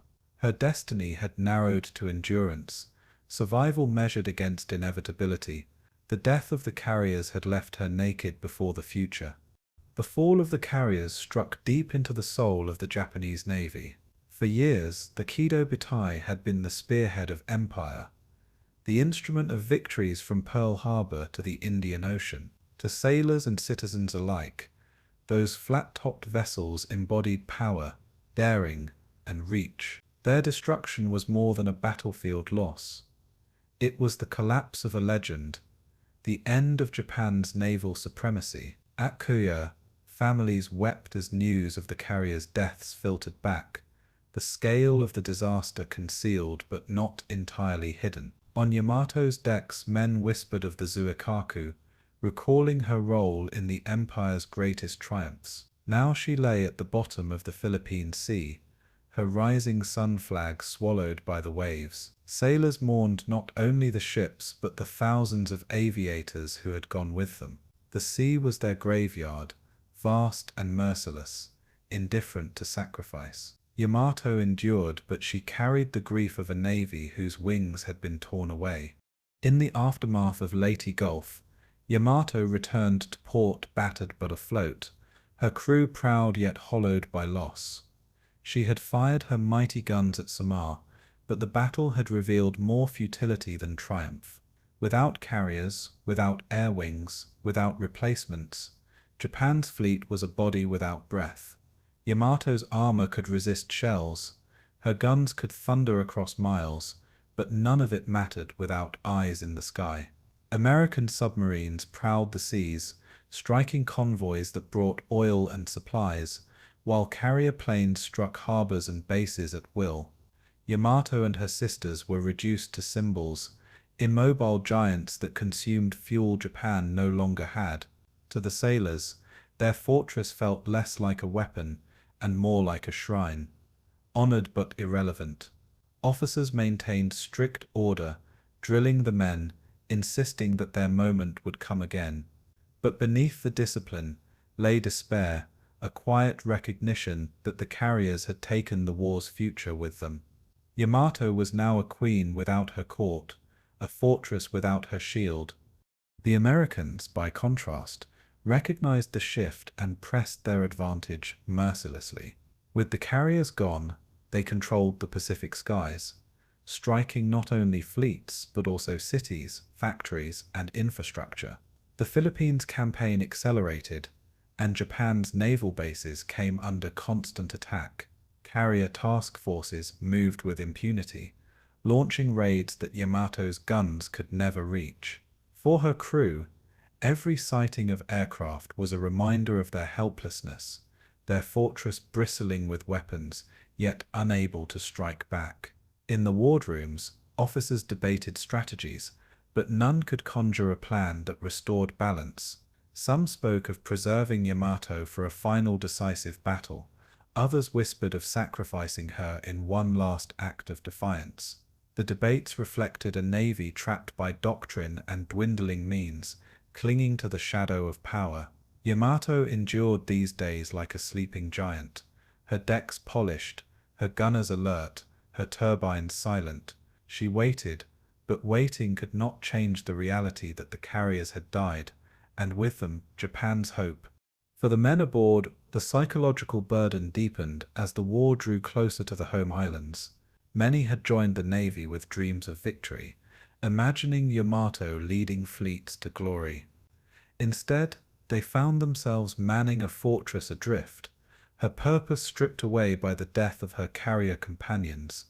Leta's home became less boastful, more somber, filled with reflections on duty and sacrifice, rather than triumph. The sense of pride endured, for Yamato was still the greatest ship afloat, but it was tinged with resignation. They drilled their guns, cleaned their compartments, and bowed to their officers, but they knew the war was slipping away. On quiet nights, sailors leaned against her rails, staring at the stars and wondering how long their fortress could endure. They had survived the storm of Leyte Gulf, but survival now seemed less like victory and more like postponement. The sea that once promised glory now whispered of sacrifice, and every man knew that Yamato's time was running out.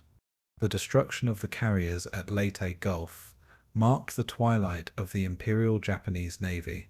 Yamato, though still afloat, was no longer a queen commanding fleets, but a relic of a vanished era. Her thunder had echoed at Samar, but it could not mask the silence of empty skies above her. Without the shield of aviation, she and her sisters were doomed to play out the war as floating fortresses, powerful yet powerless.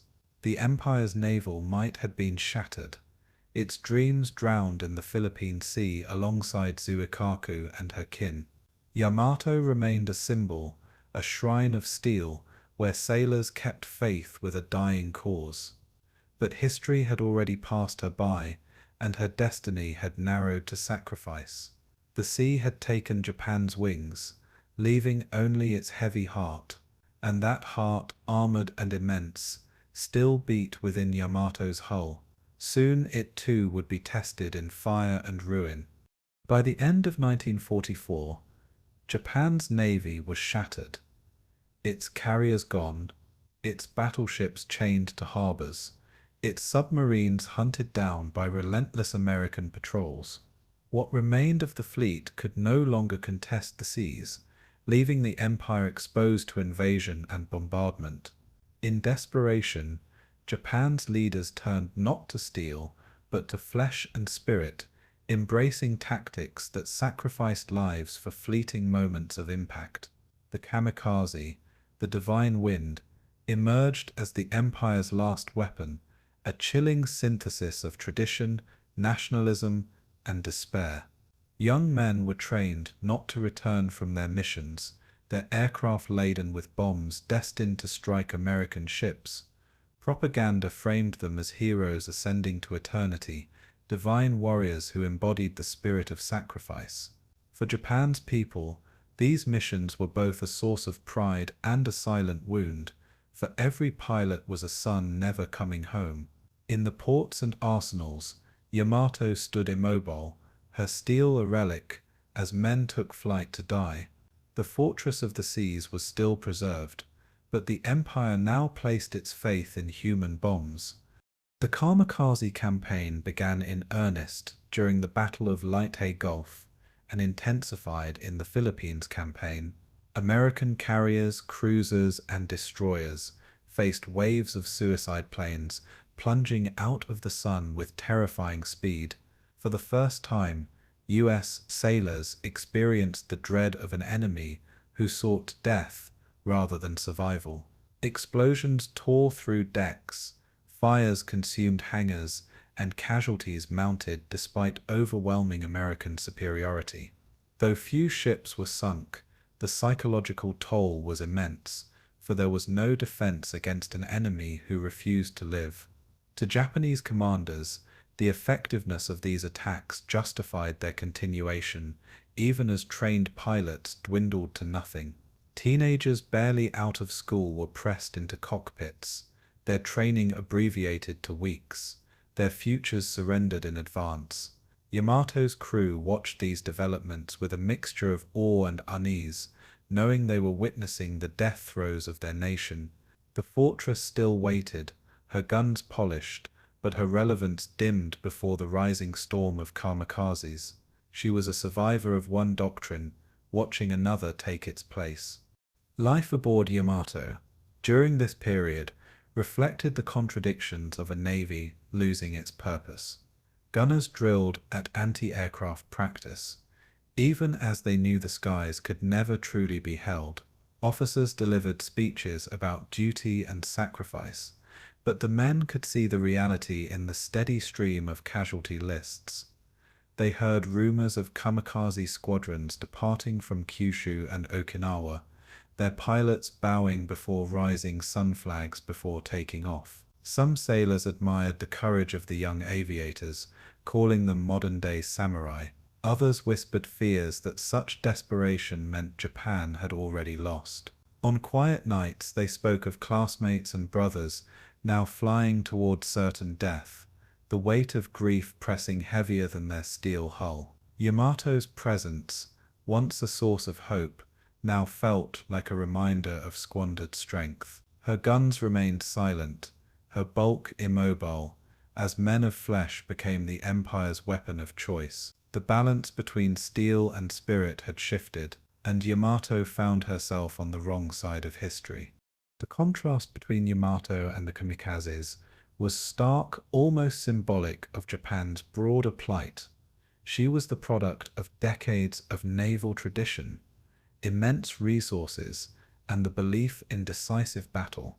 The Kamikazes were the embodiment of immediacy, improvisation, and sacrifice, born of necessity rather than doctrine. Yamato was a fortress meant to endure, but the Kamikazes were firebrands meant to burn out in seconds. One represented the past, the other the present, and both were chained to a future already decided by American industry. Her crew looked skyward at each passing formation of suicide planes, knowing those pilots were striking blows that Yamato could not. The men took solace in polishing brass and scrubbing decks, clinging to rituals that gave meaning to waiting. Yet even they could not ignore the truth. Their fortress was no longer the Empire's spear, merely its shadow. Kamikazes filled the gap left by carriers, but at the cost of thousands of irreplaceable lives. Yamato remained moored, her silence growing louder with each sacrifice.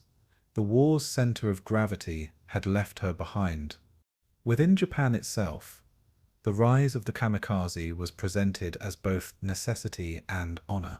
Newspapers celebrated the exploits of pilots who had struck American carriers, their faces smiling from propaganda posters. Schools taught children to admire the kamikaze spirit, preparing them for a future of sacrifice. Families wept in private, yet bowed in public, understanding that dissent was unthinkable in a nation at war. The Navy embraced the tactic reluctantly at first, but soon found no alternative, for aircraft production and training could not match American replacements. Yamato's officers read these headlines aboard ship, their men quietly passing clippings among themselves. Some wondered whether their own ship might someday be used in the same fashion, a suicide weapon of steel instead of flesh. The thought lingered in the mess halls, unspoken yet present, as the Empire's desperation deepened.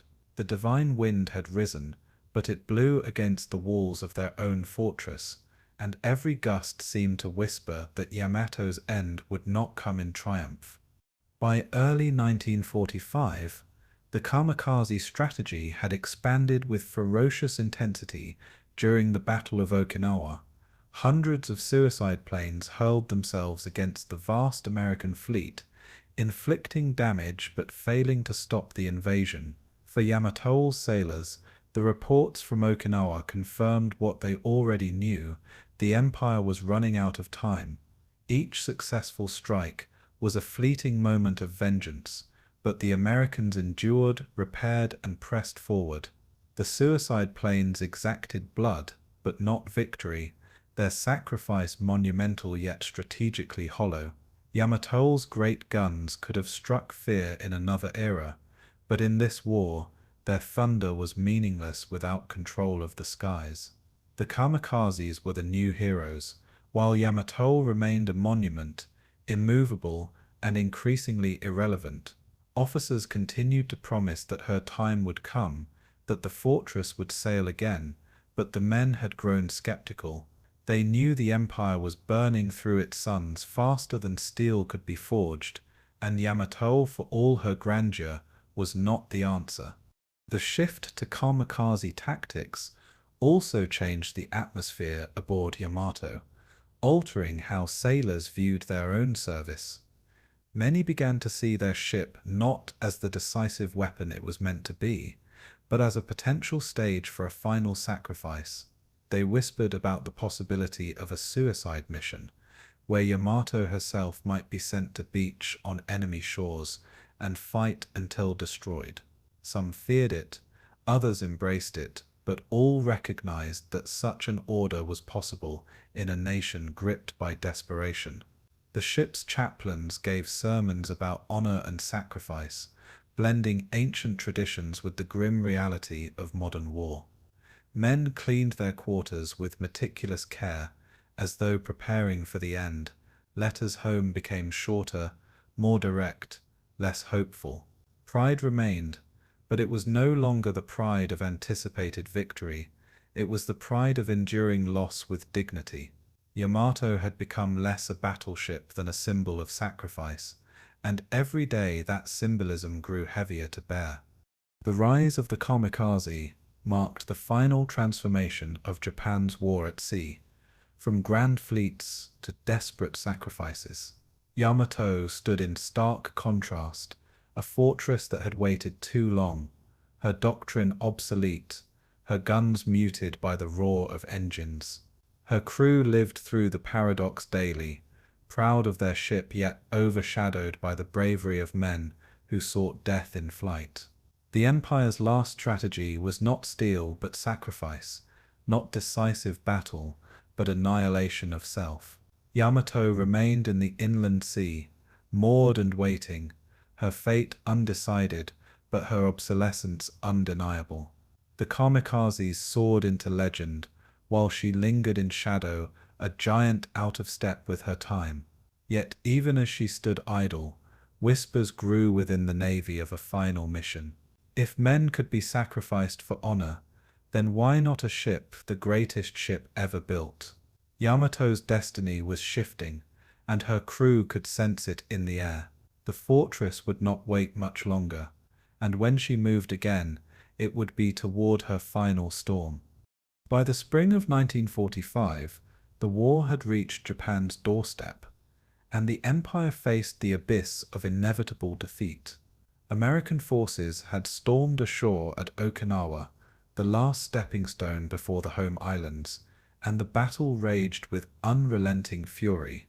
For Japan's leaders, the situation demanded desperate measures, for conventional defense could no longer halt the American tide. Within the Imperial Navy's high command, a plan was drawn that would embody the nation's final gamble and its fatalistic spirit. The plan was Operation Ten-Go, a mission that would hurl Yamato herself into the maw of the American fleet. She would sail with a small escort, attack the invasion armada at Okinawa, and fight until destroyed. There was no provision for return, no expectation of survival, only sacrifice in the name of honor. To the planners, Yamato was no longer a fortress of victory, but a symbol of defiance, destined for a final blaze of glory. It was the ultimate transformation of Japan's greatest battleship, from Queen of the Seas to a weaponized martyr. The decision marked the beginning of her last voyage. The conception of Ten-Go reflected the collapse of Japan's naval strategy into desperation and symbolism. By April 1945, Japan's navy had no carriers, no trained aviators, and barely enough fuel to move its largest ships. The Kamikaze campaign was in full fury, with hundreds of suicide planes striking the American fleet around Okinawa each week. Yamato's sacrifice was envisioned as a naval equivalent, a kamikaze mission not of flesh but of steel. Her massive guns could shell the American landing beaches, Her thick armor could absorb punishment, and her sacrifice might buy time for the army defending Okinawa. Admirals debated the plan with somber voices, acknowledging its futility yet clinging to its symbolic value. Some hoped it might shock the Americans, demonstrating Japan's willingness to fight to the last. Others saw it as nothing more than a waste of lives and steel, a gesture of despair dressed as strategy. Yet the decision was made, for the Empire could no longer afford restraint. Yamato would not wait in port to be bombed, she would sail to her death. The order stunned Yamato's crew, though many had anticipated it in whispers long before it arrived. Rumors of a suicide mission had circulated for months, and now those rumors were given form. Officers gathered their men in mess halls and compartments, explaining the mission with measured voices, leaving no illusions of survival. The men were told their ship carried only enough fuel for a one-way voyage, and that they would fight until destroyed. Silence followed, heavy and suffocating, broken only by murmurs of acceptance or quiet sobs. Some sailors embraced the mission as the fulfillment of their duty, a chance to die as warriors of the Empire. Others despaired, writing frantic letters home to families they would never see again. Yet discipline prevailed, as men bowed to their officers and returned to their stations, carrying the weight of inevitability. Yamato's decks rang with the sound of preparation, but beneath it lay the heartbeat of resignation. The fortress would sail, but she would not return. Every man aboard knew it. Fuel shortages dictated the scale of Tengo, shaping it into a mission of stark simplicity. Japan could scrape together only enough oil to carry Yamato and a handful of escorts to Okinawa, but not enough to bring them back. The fleet would consist of Yamato, the light cruiser Yahagi, and 8 destroyers, a thin screen for the mightiest battleship afloat. Their task was to charge through the American blockade, reach Okinawa's beaches, and hurl Yamato's 9 18.1-inch guns into the invasion force.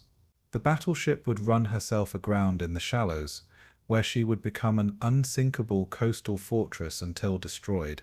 For the admirals, it was a final statement, a gesture to show the world Japan still possessed the will to fight.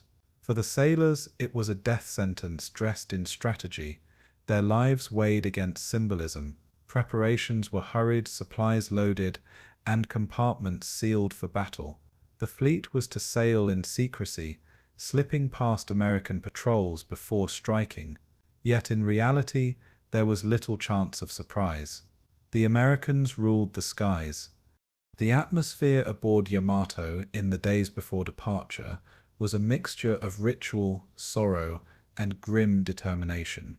Sailors wrote farewell letters by lamplight, sealing them with trembling hands before handing them to officers for delivery. Chaplains conducted ceremonies, reminding the men of their duty to emperor and nation, invoking the spirit of Bushido.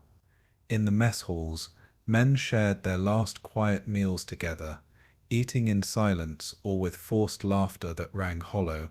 Some carved keepsakes from wood or metal, small tokens left behind as proof of their existence. The ship herself was readied with meticulous care, her decks scrubbed, her guns polished, her engines primed. Engineers worked tirelessly, knowing they would soon drive the turbines until they burned out. Anti-aircraft gunners rehearsed at their stations, staring into skies they knew would soon swarm with American planes. Every man aboard carried the knowledge that these rituals were not for survival, but for farewell. Yamato was ready to sail, not toward victory, but toward eternity. The officers bore the heaviest burden, concealing their doubts behind masks of stoicism. Rear Admiral Seiichi Ito, commanding the task force, was initially reluctant to approve such a futile mission. He argued that Yamato and her escorts could do little more than die under the weight of American air power, but he was overruled by the High Command, who insisted on the operation's symbolic importance. In the end, Ito accepted his duty, vowing to go down with the ship in the tradition of naval command. He walked Yamato's decks in the days before departure, speaking with sailors, reassuring them with calm words. His presence gave the men a sense of dignity, even as they prepared for death. Other officers shared sake with their crews, holding small ceremonies to steel morale. They spoke of honor, sacrifice, and loyalty, words that had become as necessary as food or water. Duty bound them all. Even when strategy had failed, the mission was less about victory and more about legacy. The Japanese public knew little of the plan, but whispers reached families who feared for their sons aboard Yamato. Mothers wept in silence, fathers bowed their heads, and communities gathered in temples to pray for the men. Official propaganda still portrayed the battleship as an invincible fortress, but those within the navy knew the truth. Yamato would not return, and her death would symbolize the Empire's own. Within her steel hull, the sailors carried both pride and sorrow, knowing they were marching toward the end of their world. Their letters spoke of honor, but also of longing, love, and regret, fragments of humanity amid the machinery of war. The Empire demanded sacrifice, and Yamato would give it in full measure. Her departure would not be celebrated with triumph, but with silence and mourning disguised as pride. The men were ready, though none wished for what was to come. The sea awaited, indifferent to their fate. Operation Tengo was conceived not as a battle plan, but as a requiem for a navy that had already died. It was the final chord of the doctrine that had birthed Yamato, the belief in decisive battle carried to its tragic conclusion. The ship that had once embodied strength and pride was now transformed into a weapon of suicide, a symbol of desperation. Her voyage would not be measured in victory, but in sacrifice, her thunder a dirge rather than a triumph. For the men aboard there was no illusion. They were sailing into legend, not survival. The Empire had chosen to spend its greatest battleship, as it had spent its pilots, in a blaze of self-destruction. And so Yamato prepared to leave the inland sea for the last time, her flag snapping in the spring wind. She was the last fortress of steel, waiting to awaken in fire and ruin. The plan had been written, the course set, the fate sealed. Operation Tengo was no longer an idea, it was a destiny. The men of Yamato's final voyage came from every corner of Japan, drawn into the navy by duty, by draft, or by dreams of glory. Many were teenagers barely out of school, their faces still bearing the softness of youth, now hardened by the weight of fate. Others were veterans who had served since the war's beginning, men who had seen the Empire rise and now felt it collapse. They had trained tirelessly on her decks, manning the anti-aircraft batteries, tending the engines, and practicing gunnery with unshakable precision. Each man knew his post, knew his task, and knew that he would never leave it alive. Training had instilled reflexes that required no thought, but it could not erase the fear gnawing at their hearts. Officers drilled them with harsh words, yet in private shared moments of compassion, for all knew this was their last journey. Their lives had become extensions of steel and gunpowder, bound to the fate of the fortress they served. The crew was a tapestry of pride, fear, youth, and resignation, and soon that tapestry would be torn apart in fire. In the days before departure, the atmosphere aboard Yamato was thick with unspoken sorrow. Sailors wrote letters home under dim lamps, their hands shaking as they penned words of farewell to parents, wives, and children. Some wrote bravely, speaking of honor and sacrifice, while others poured out confessions of fear and longing. Officers collected these letters, promising to deliver them, though all knew many would never be read. Chaplains moved through the ship, offering prayers, conducting ceremonies, and reminding the men of their duty to emperor and nation. On deck, Men stood silently, staring at the shoreline of Japan they knew they would never see again. Some carved small keepsakes, whittled from wood or scrap metal, tokens of existence in a world soon to forget them. The ship herself seemed to sense their grief, her massive frame alive with the hum of turbines, but heavy with silence. Duty bound them to her, but humanity tied them to the homes they left behind. And in those final moments of peace, sorrow and pride walked hand in hand. Morale aboard Yamato was a fragile balance, sustained by discipline, ritual, and the presence of tradition. Officers reminded the men of the Bushido code, invoking the samurai spirit that defined Japan's martial identity. Sake ceremonies were held, where men drank small cups in solemn silence, toasting the mission they would not survive. Senior petty officers maintained strict routines, drilling the men at their stations as though preparing for victory rather than death. This veneer of order was essential, for chaos would have shattered the fragile unity holding the crew together. Yet beneath the surface, emotions ran deep, unspoken but shared in glances, gestures, and silence. Younger sailors looked to veterans for reassurance, finding comfort in their calm stoicism, even as both knew the truth. Songs were sung in the mess halls, voices rising not in joy but in defiance, clinging to identity against despair. Pride endured, because pride was the only armor they had left. But every man aboard carried a private grief, and together those griefs formed the heart of Yamato's last crew. Among the crew were countless individual stories, fragments of humanity within the machinery of war. A boy from Kyushu carried his father's dagger, promised never to let it leave his side until death. A sailor from Hokkaido spoke of snowfields and fishing boats, his heart anchored to a home far from fire. A mechanic from Osaka had a wife expecting a child, a daughter he would never meet. A gunner from Tokyo had lost 2 brothers in earlier battles, now determined to join them in sacrifice.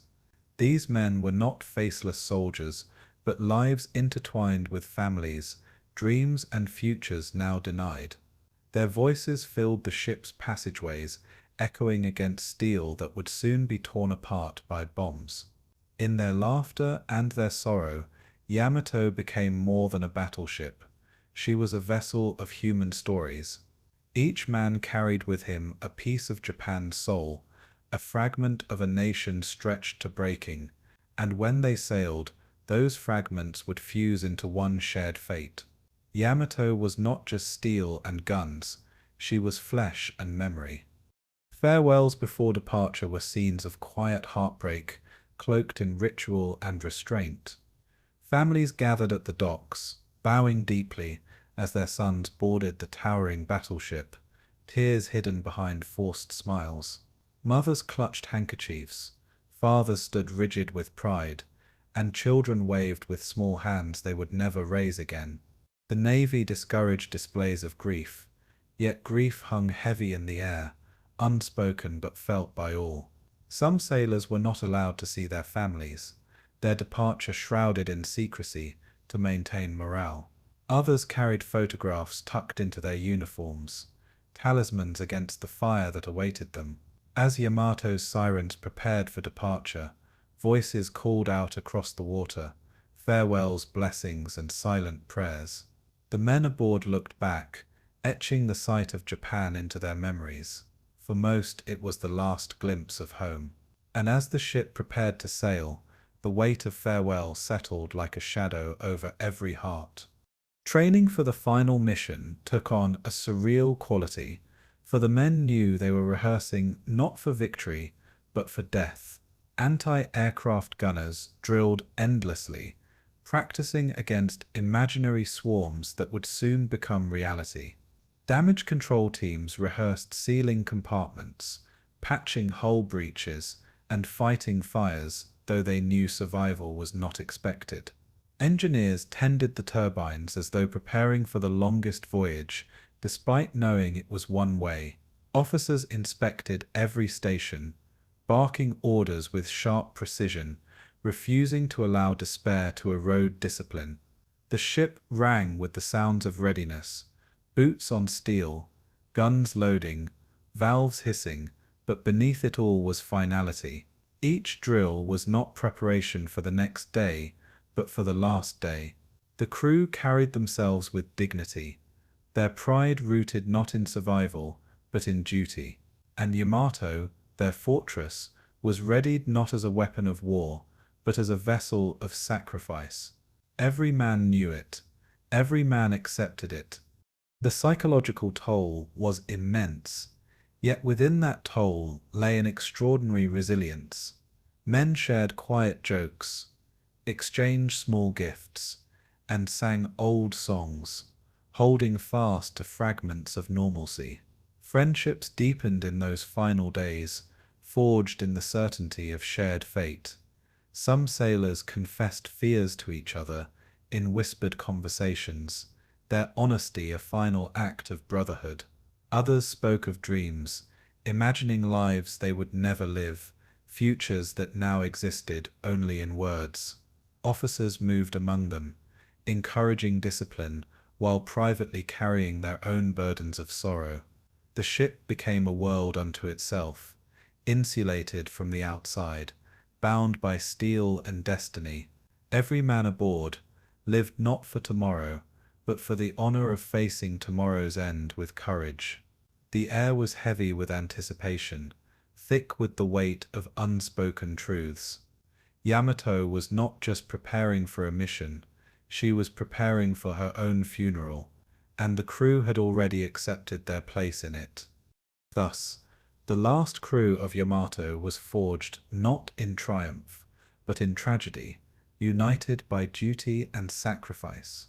They were the guardians of a dying doctrine, bound to a fortress that had become a symbol of despair. Their stories, their letters, their whispered hopes would vanish with the smoke of battle, consumed by fire and sea. Yet in their discipline, in their pride, and in their endurance, they carried the spirit of a nation's final stand. Each man was a thread in the tapestry of Yamato's fate, woven tightly into the fabric of her doom. Together, they transformed her from a ship of steel into a shrine of sacrifice. They did not fear death because they had already accepted it, embraced it, and made it their duty.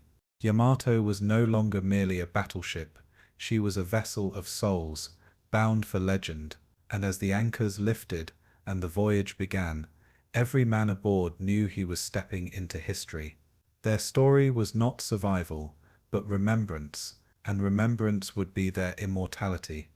On the afternoon of April 6, 1945, Yamato raised her anchors in the calm waters of the inland sea, beginning her final voyage.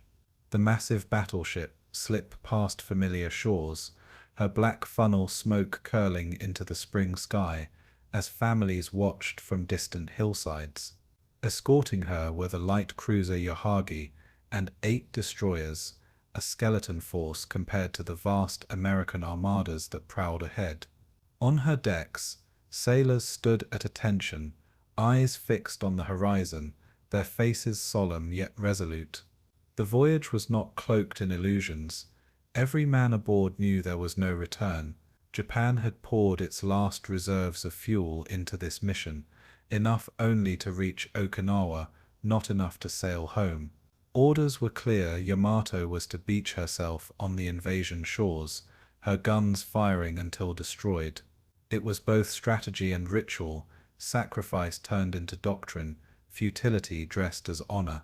With her great flag snapping in the wind, Yamato moved forward, each churn of her propellers carrying her closer to destiny. The sea was calm, but the storm lay ahead. The departure itself was cloaked in secrecy, yet there were no illusions that the Americans would remain blind. By 1945, the U.S. Navy's submarine and air patrol networks stretched like invisible nets across the seas surrounding Japan. As Yamato pushed south through the Bungo Strait, eyes watched her from beneath the waves. American submarines shadowed the force, relaying signals of the giant's movement to command centers far away. Sailors aboard Yamato could sense the invisible gaze, knowing their every move was already charted. Officers spoke quietly of leaks in secrecy, of scouts spotting the plumes of her smoke against the sky. For the Americans, Yamato's sortie was no surprise. It was a long-expected final gesture. Yet for her crew, the realization only deepened their resolve. If the enemy knew they were coming, then let the enemy prepare. They would still go forward, still strike, still fight until the end. In silence and in shadow, Yamato pressed southward, the hunter already the hunted. The night of April 6th was tense, the sea stretching dark and endless around the task force. Yamato steamed at 22 knots, her escorts straining to maintain formation, their wakes glowing faintly in the moonlight. Below decks, sailors tried to sleep, though few could rest with the weight of fate pressing against their hearts. Many wrote final lines in their diaries, words meant to be read only after their deaths, if ever found. Above, officers scanned the horizon, wary of submarines, worried that torpedoes would strike before their mission began. Anti-aircraft crews kept their stations, eyes searching the stars for the silhouettes of enemy planes. Every creak of steel, every ripple of wave seemed magnified in the stillness, the silence broken only by the rhythmic thrum of engines. The fortress moved like a ghost across the sea, massive yet fragile in the immensity of the Pacific. Her crew felt suspended between life and death, between memory and oblivion, and as dawn approached they knew the Americans were already closing in. At sunrise on April 7th, Yamato's fate began to unfold with inevitability. American reconnaissance planes spotted the task force, their reports flashing back to Admiral Raymond Spruance's Fifth Fleet. The Americans knew exactly what this was, the last sortie of the world's largest battleship, a suicide mission cloaked in steel. Carriers turned into the wind, launching waves of aircraft armed with bombs and torpedoes, the sky filling with swarms of planes. On Yamato's decks, lookouts reported contacts. The words carried through megaphones and echoed down steel passageways. The crew braced for battle, strapping on helmets, loading magazines, checking gun sights with shaking hands. Anti-aircraft guns elevated, their barrels already glowing under the tension of imminent fire. Officers barked orders with precision, urging calm, urging readiness, urging men to embrace their destiny. Yamato's turbines roared as the great ship pushed harder through the waves, her bow splitting the ocean with force.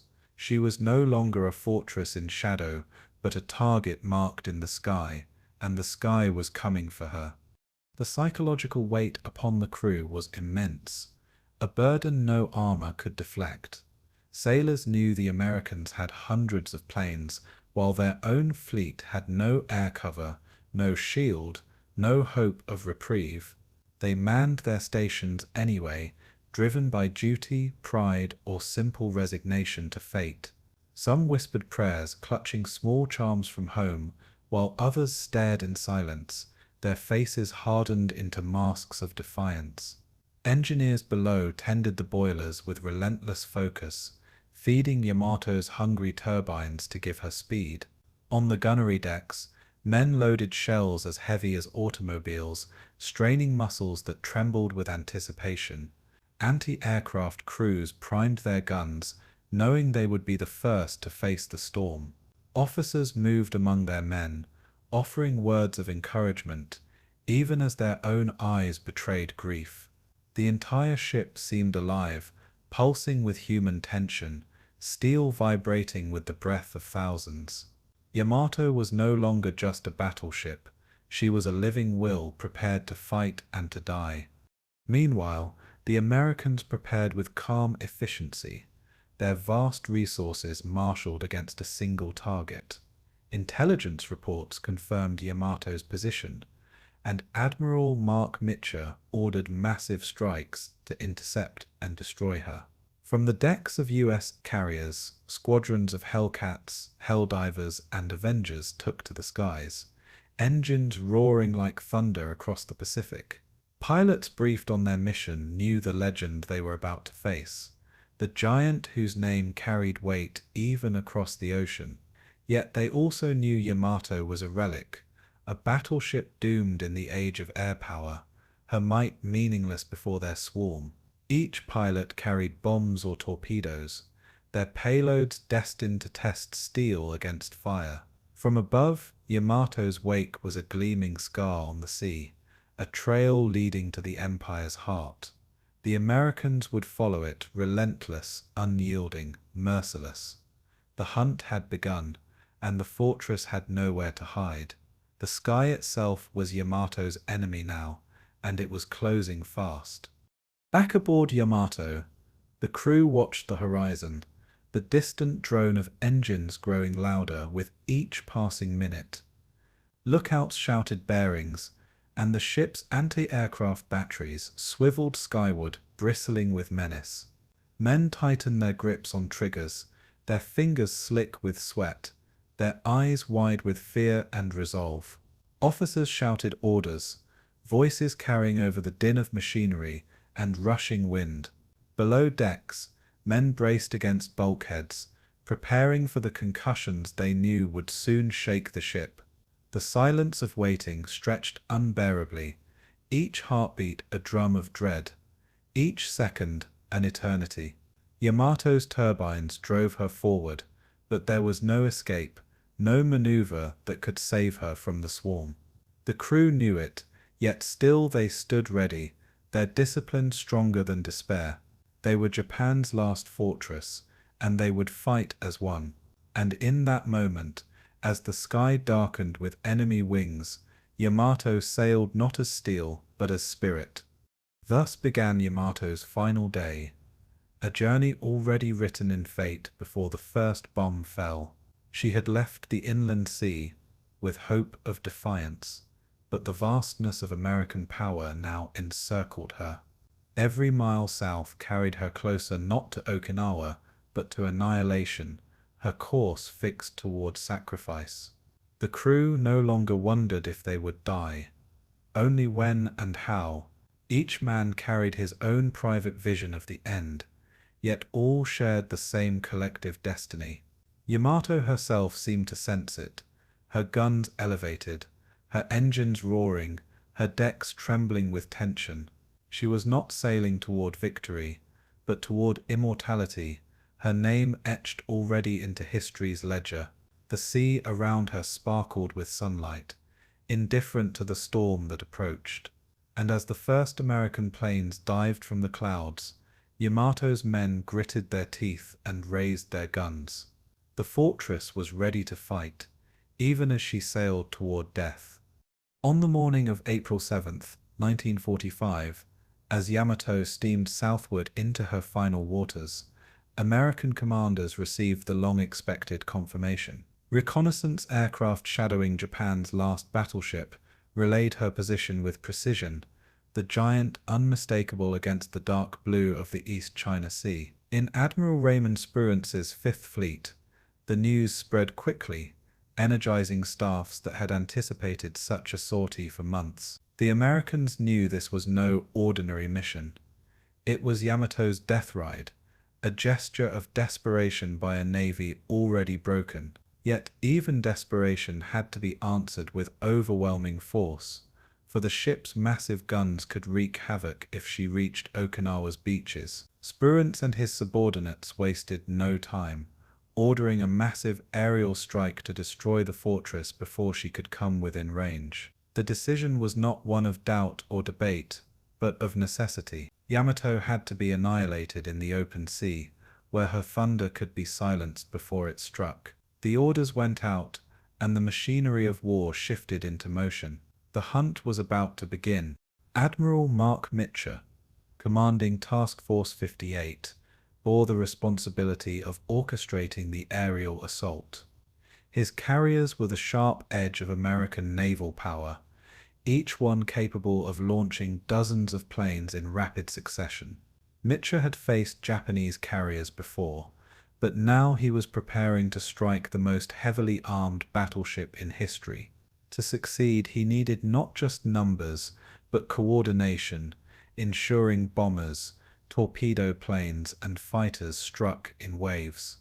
The US Navy had refined this system through years of combat, from Coral Sea to the Marianas, and now it would be unleashed against Yamato. Staff officers charted her course on maps, calculating her speed and predicting her position by the hour. Pilots were briefed with clarity. Yamato must not be allowed within gun range of Okinawa, no matter the cost. They studied diagrams of her armor, her vulnerabilities, her vast silhouette marked with weak points. Each pilot carried not only ordnance, but knowledge drilled into them with relentless precision. The fortress would be tested by the storm of wings, and the storm was vast.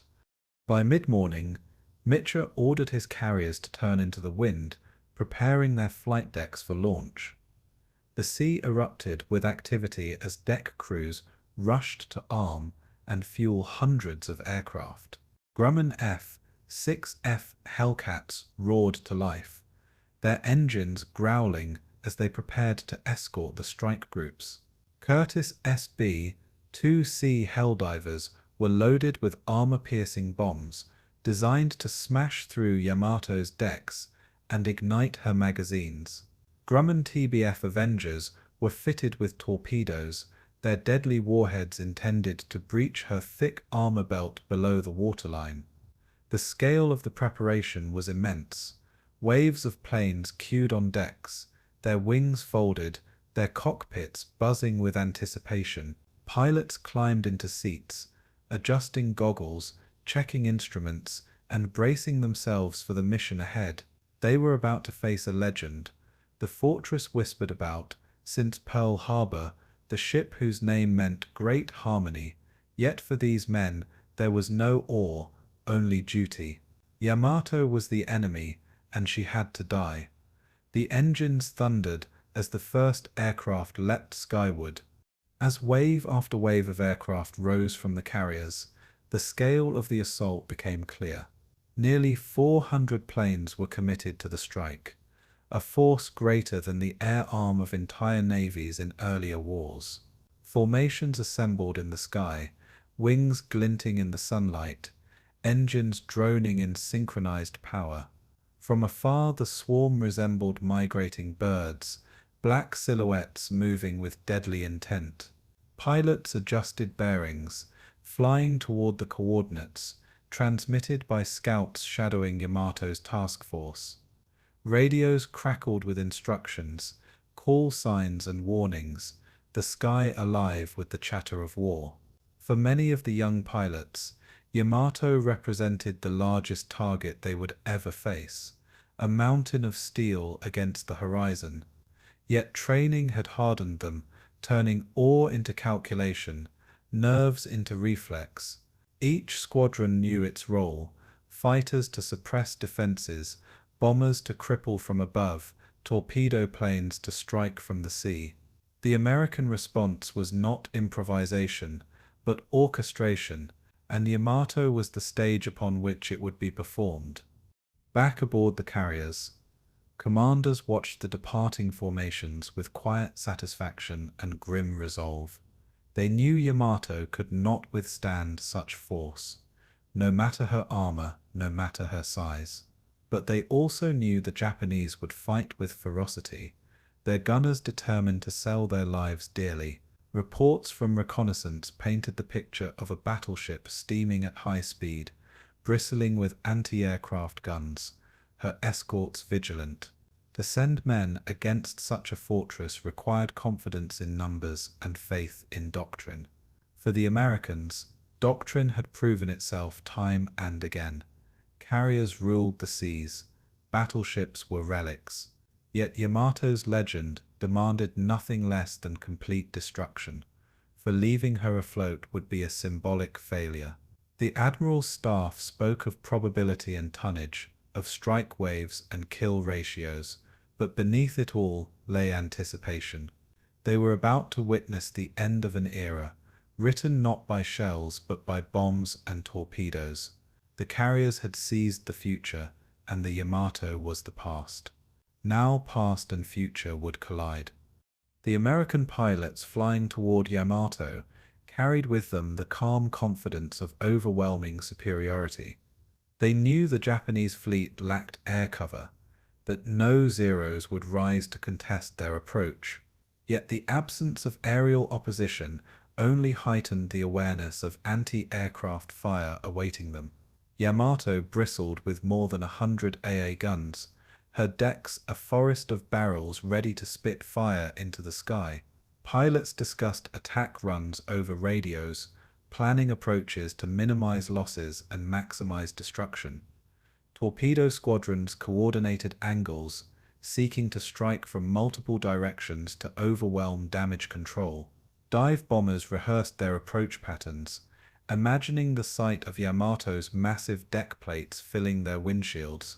The mission was not simply destruction, it was execution, carried out with the efficiency of an industrial machine.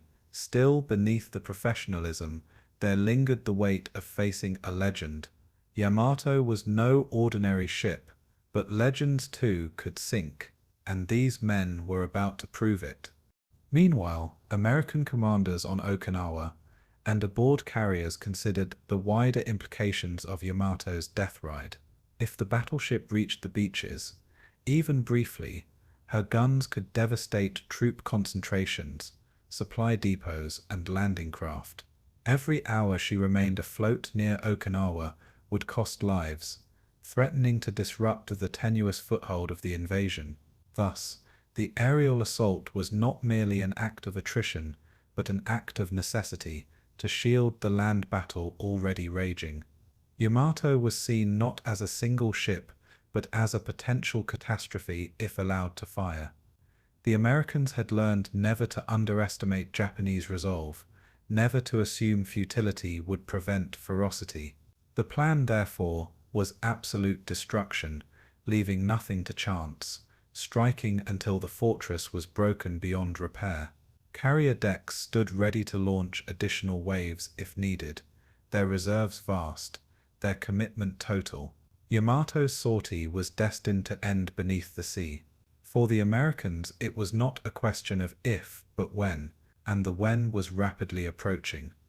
Thus, the American response to Yamato's final sortie was swift, massive, and merciless, the full weight of carrier warfare brought to bear. In the span of hours, the mightiest battleship ever built had become a hunted relic, her course tracked, her doom inevitable. Hundreds of aircraft filled the skies, a storm of wings converging upon a single point in the East China Sea. For the sailors aboard Yamato, the distant drone of engines grew louder, until the sound became a thunder that filled the air. For the pilots in the sky, the giant silhouette on the horizon grew larger, the mountain of steel rising from the waves. History had led both sides to this moment, a collision between the past and the future, between steel and flight. The Americans had made their decision. Yamato would never see Okinawa, never fire upon the invasion fleet. The end of Japan's last battleship was not in doubt, only the manner of its destruction. The sky was coming, and the fortress was waiting. The final act was about to begin. The stillness of the East China Sea shattered at midday on April 7, 1945, as the first American strike group descended upon Yamato's task force. From the north, the sky darkened with shapes, dive bombers peeling downward, torpedo planes skimming the waves, and fighters weaving above like hawks. Aboard Yamato, the alarm bells screamed, claxons wailing, as men raced to stations already manned, hearts pounding with dread and determination. Anti-aircraft crews yanked charging handles, loaded belts, and swung barrels skyward, their eyes locked on the black swarm overhead. Officers barked orders across the decks, their voices drowned in the mounting thunder of aircraft engines. The sea, moments before calm and glittering, now churned with wakes and spray as destroyers turned hard, forming a screen around their leviathan. Sailors braced themselves against steel bulkheads, clutching helmets and weapons, their faces pale but unflinching. For the first time, Yamato's vast batteries elevated to meet the challenge, her 127mm dual-purpose guns thundering into the sky. And in that instant the battle was joined, the giant against the storm. The American approach was meticulously coordinated, honed through years of naval warfare across the Pacific. Curtiss SB-2C Helldivers plunged from the heavens in steep dives, their bomb bays yawning open, bombs screaming downward like vengeful meteors. Grumman TBF Avengers spread wide across the horizon, torpedoes slung beneath their bellies, each pilot seeking a vital angle of attack. Hellcats roared above, strafing decks and suppressing gun crews with streams of machine gun fire. The swarm converged, one element from above, the other from sea level, a perfect pincer designed to overwhelm defenses. From Yamato's bridge, officers tracked their paths with binoculars, shouting coordinates to fire control crews below. Great turrets swiveled, not to strike ships, but to launch towering fountains of flak into the sky. Yet the fortress was vulnerable, her vast size impossible to conceal, her movements too sluggish to dodge the coordinated assault. The American pilots could see their target clearly, a mountain of steel, bristling with guns but trapped in the open sea. They dived without hesitation, their crosshairs fixed on the legend below. Yamato's anti-aircraft fire erupted in a deafening roar, transforming her into a volcano of flame and smoke. Over 100 guns of varying calibers spat fire into the sky, their tracers streaking upward in frantic webs. The air filled with shrapnel bursts, black puffs blossoming around the descending bombers, rocking planes with shockwaves. Gunners screamed above the thunder, their hands blistering on hot barrels as they fought to track the diving aircraft. Pilots swerved violently, wings rattling as fragments tore into fuselages, some spiraling away in flames. Yet for every bomber crippled, more pressed forward, unwavering, their bomb loads falling toward Yamato's broad deck. The destroyers joined the defense, spewing flak into the heavens, their smaller frames tossed by the recoil of desperate fire. Smoke cloaked the formation, obscuring friend from foe, filling the sea with haze and fire. Amid the chaos, Yamato seemed to vanish and reappear, a giant engulfed in the storm she sought to repel. But the storm was only beginning, and the fortress could not silence it. The first bombs struck with devastating force, smashing into Yamato's decks with earth-shaking concussions. Armor-piercing warheads slammed into steel, some shattering on impact, others punching through to explode below. Geysers of flame and smoke erupted, scattering men like ragdolls, tearing anti-aircraft guns from their mounts.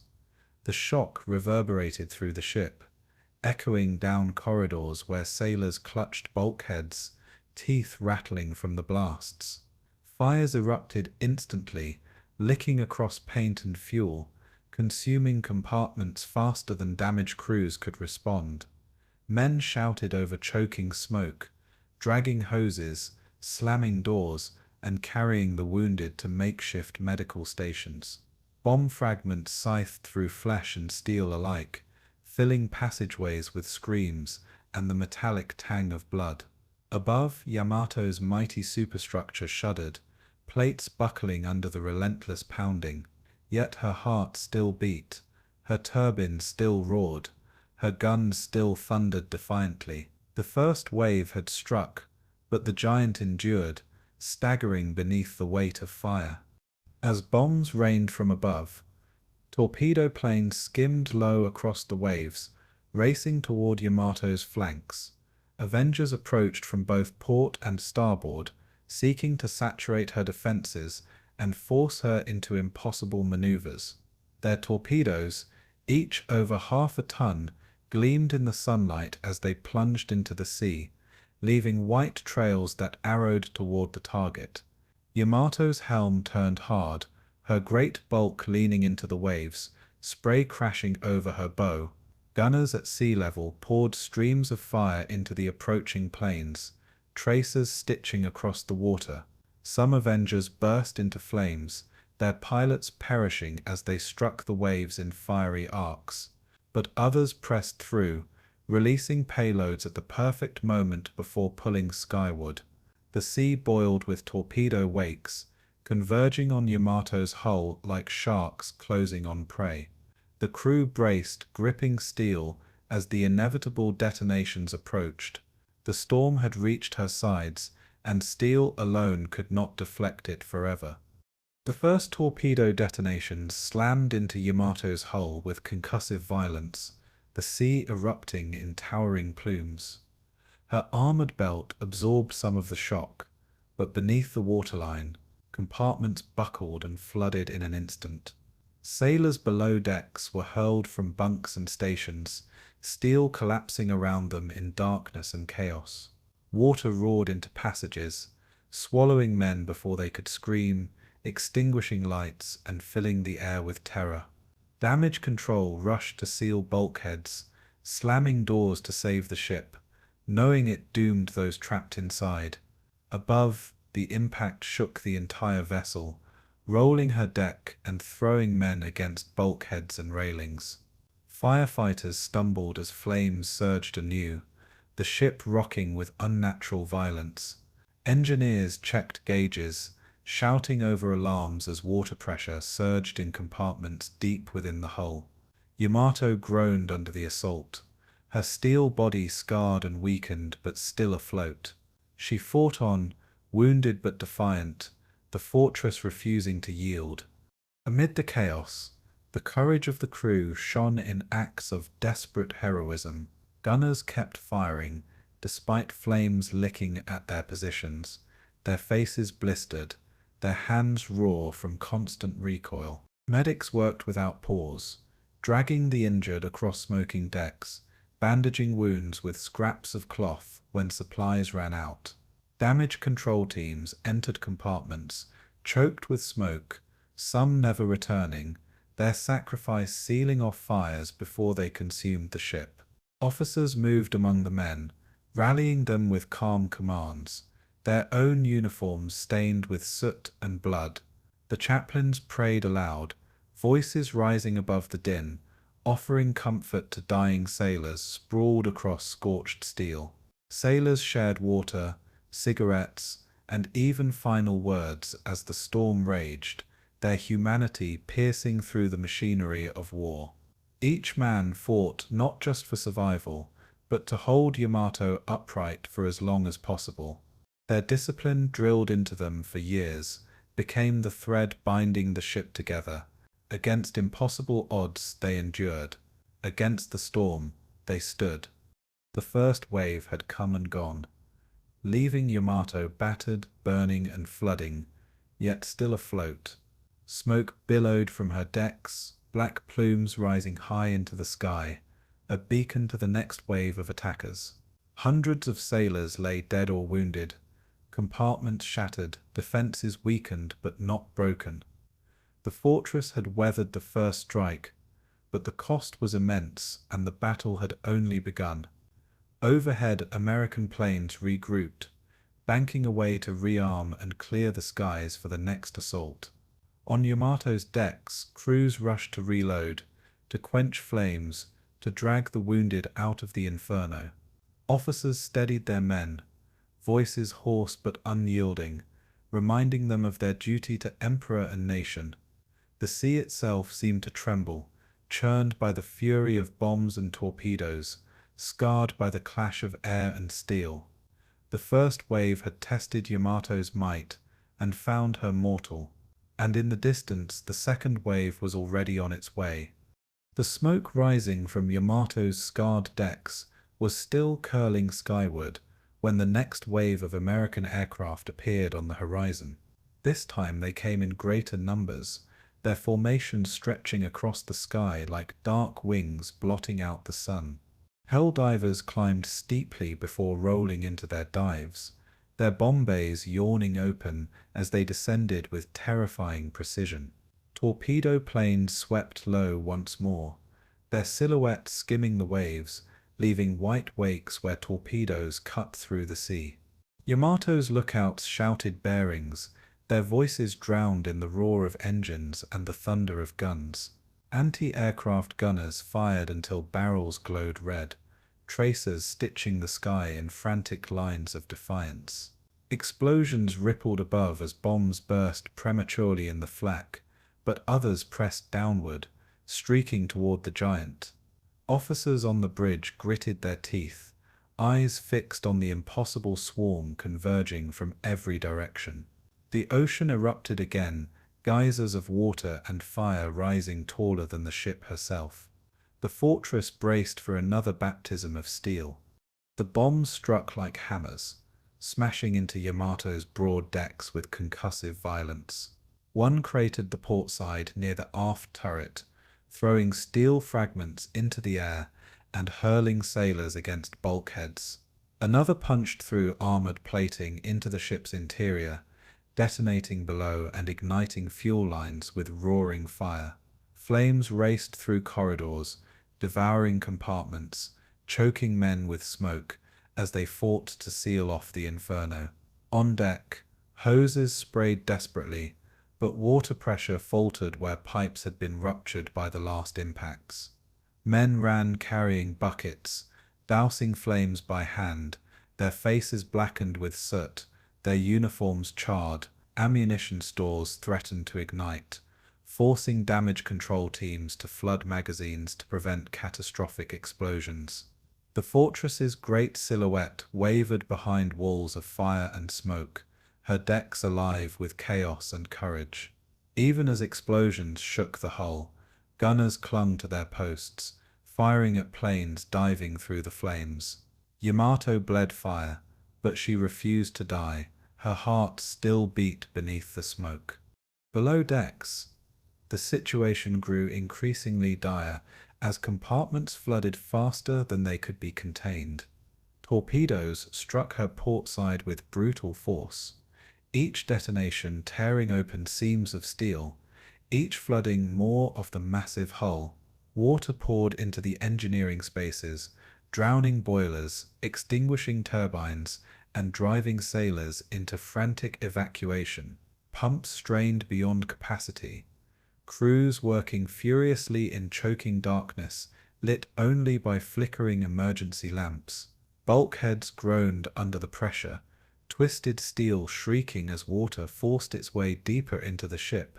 Men slammed watertight doors closed, sacrificing comrades trapped inside to preserve buoyancy for the rest. The sound of water crashing through the steel corridors became a haunting drumbeat, echoing alongside screams and orders. Engineers, drenched and blinded by steam, continued to fight, clinging to gauges and valves as if their effort alone could hold back the sea. Yamato was still afloat, but her stability was faltering, her great frame beginning to list ominously. The ocean was winning its duel against the fortress of steel. Yet above all this chaos, Yamato's anti-aircraft batteries remained alive, the crew fighting back with relentless fury. The roar of her 127mm guns shook the decks, while lighter weapons spat fire at low-flying Avengers. Tracers filled the air like burning rain, arcing upward into the diving formations that screamed down upon them. Some American planes were caught in the maelstrom, ripped apart mid-dive, crashing into the sea in flames. Others pressed on, their determination equal to the defenders, streaking over the battleship as bombs tumbled free. Gunners shouted hoarsely, reloading endlessly, their hands blistered, their ears ringing from constant detonations. Ammunition runners carried shells until their bodies gave out, collapsing from exhaustion before being replaced by others. The ship trembled with each recoil, her guns blazing defiantly, even as fires spread unchecked. To the men at the guns, survival was no longer the measure of victory. It was the act of fighting that gave meaning to their sacrifice. The deck of Yamato had become a vision of hell, a place where fire, smoke, steel, and blood fused into one. Sailors stumbled through the haze, dragging wounded comrades, their cries echoing against burning bulkheads. Fires raged unchecked, igniting paint and timber, filling the air with toxic smoke that stung eyes and lungs. Corpses lay sprawled across scorched steel, their bodies twisted, uniforms smoldering where bombs had found them. Medics knelt in the carnage, bandaging wounds with strips torn from their own clothing, their hands slick with blood. Chaplains prayed over the dying, voices rising faintly amid the thunder of guns and the roar of flames. Yet even here, amid devastation, discipline endured. Men manned hoses, carried shells and reloaded guns. The ship's officers barked orders with unflinching calm, rallying men to their posts as chaos threatened to overwhelm them. Yamato's deck was no longer a battleship. It was a battlefield unto itself, and every man fought on, surrounded by fire, driven by duty. The destroyers and the cruiser Yahagi fared no better, their smaller frames hammered mercilessly by American bombs and torpedoes. Yahagi was struck repeatedly, flames engulfing her decks until she began to sink by the stern, her crew abandoning ship in chaos. Destroyers twisted through the waves, maneuvering desperately to shield Yamato, their guns barking into the sky. Yet their efforts came at terrible cost, one after another crippled by explosions, their thin hulls torn apart by torpedo strikes. Some capsized in minutes, sailors leaping into oil-slick waters aflame with burning fuel. Others clung to life, limping through smoke and fire, still firing their guns in defiance until silenced. The sea itself became a graveyard, littered with wreckage, lifeboats, and the bodies of men fighting for breath in burning waters. Yamato loomed among them, battered yet unyielding, her massive frame still afloat despite the punishment. She was the centerpiece of the storm, the eye around which destruction revolved, but the cost was staggering, and her escorts were vanishing one by one. As the waves of American planes continued, Yamato's fate became increasingly sealed. Each bomb that slammed into her decks, each torpedo that tore open her sides, stripped away her strength. Her list to port grew more pronounced, her speed reduced as water drowned her boilers and turbines. Yet still she pressed forward, her prow cutting the waves even as her body groaned beneath the punishment. The men aboard no longer fought for victory, but to delay the inevitable, to keep their ship alive a moment longer. Their struggle became an act of devotion, a final stand etched into steel and smoke. Officers knew the end was coming, yet they demanded resistance until the last breath, the last round, the last heartbeat. For the crew, survival was no longer possible, but dignity remained, carved in their refusal to surrender. Flames danced across the decks, black smoke towered into the heavens, and the fortress burned, but the fortress endured, clinging to life with every ounce of defiance left in her. The sea around Yamato was transformed into a vision of apocalypse, a battlefield unlike any the world had ever seen. Flames licked skyward from crippled escorts, debris floated in oil-slick waters, and geysers erupted as bombs and torpedoes struck home. The roar of aircraft engines blended with the thunder of guns, a symphony of destruction echoing across the waves. Amid this chaos, Yamato remained the centerpiece, a wounded titan staggering under relentless blows. Her crew still fired, still fought, still clung to their posts even as fires consumed the very decks beneath them. The fortress of steel had become a fortress of flame, her strength eroded but her spirit unbroken. Successive waves had hammered her, leaving wounds too deep to heal, fires too vast to quench. Yet still she lived, still she fought, her defiance burning as brightly as the inferno that engulfed her. The sea was her enemy now, and the sky was her executioner, and together they were writing her final chapter in fire. By early afternoon, Yamato's body was scarred by fire, smoke, and steel, yet she still ploughed forward with stubborn defiance.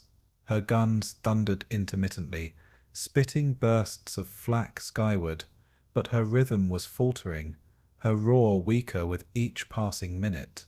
The ship's once straight silhouette now sagged under smoke and fire, her towering bridge shrouded in a haze of soot.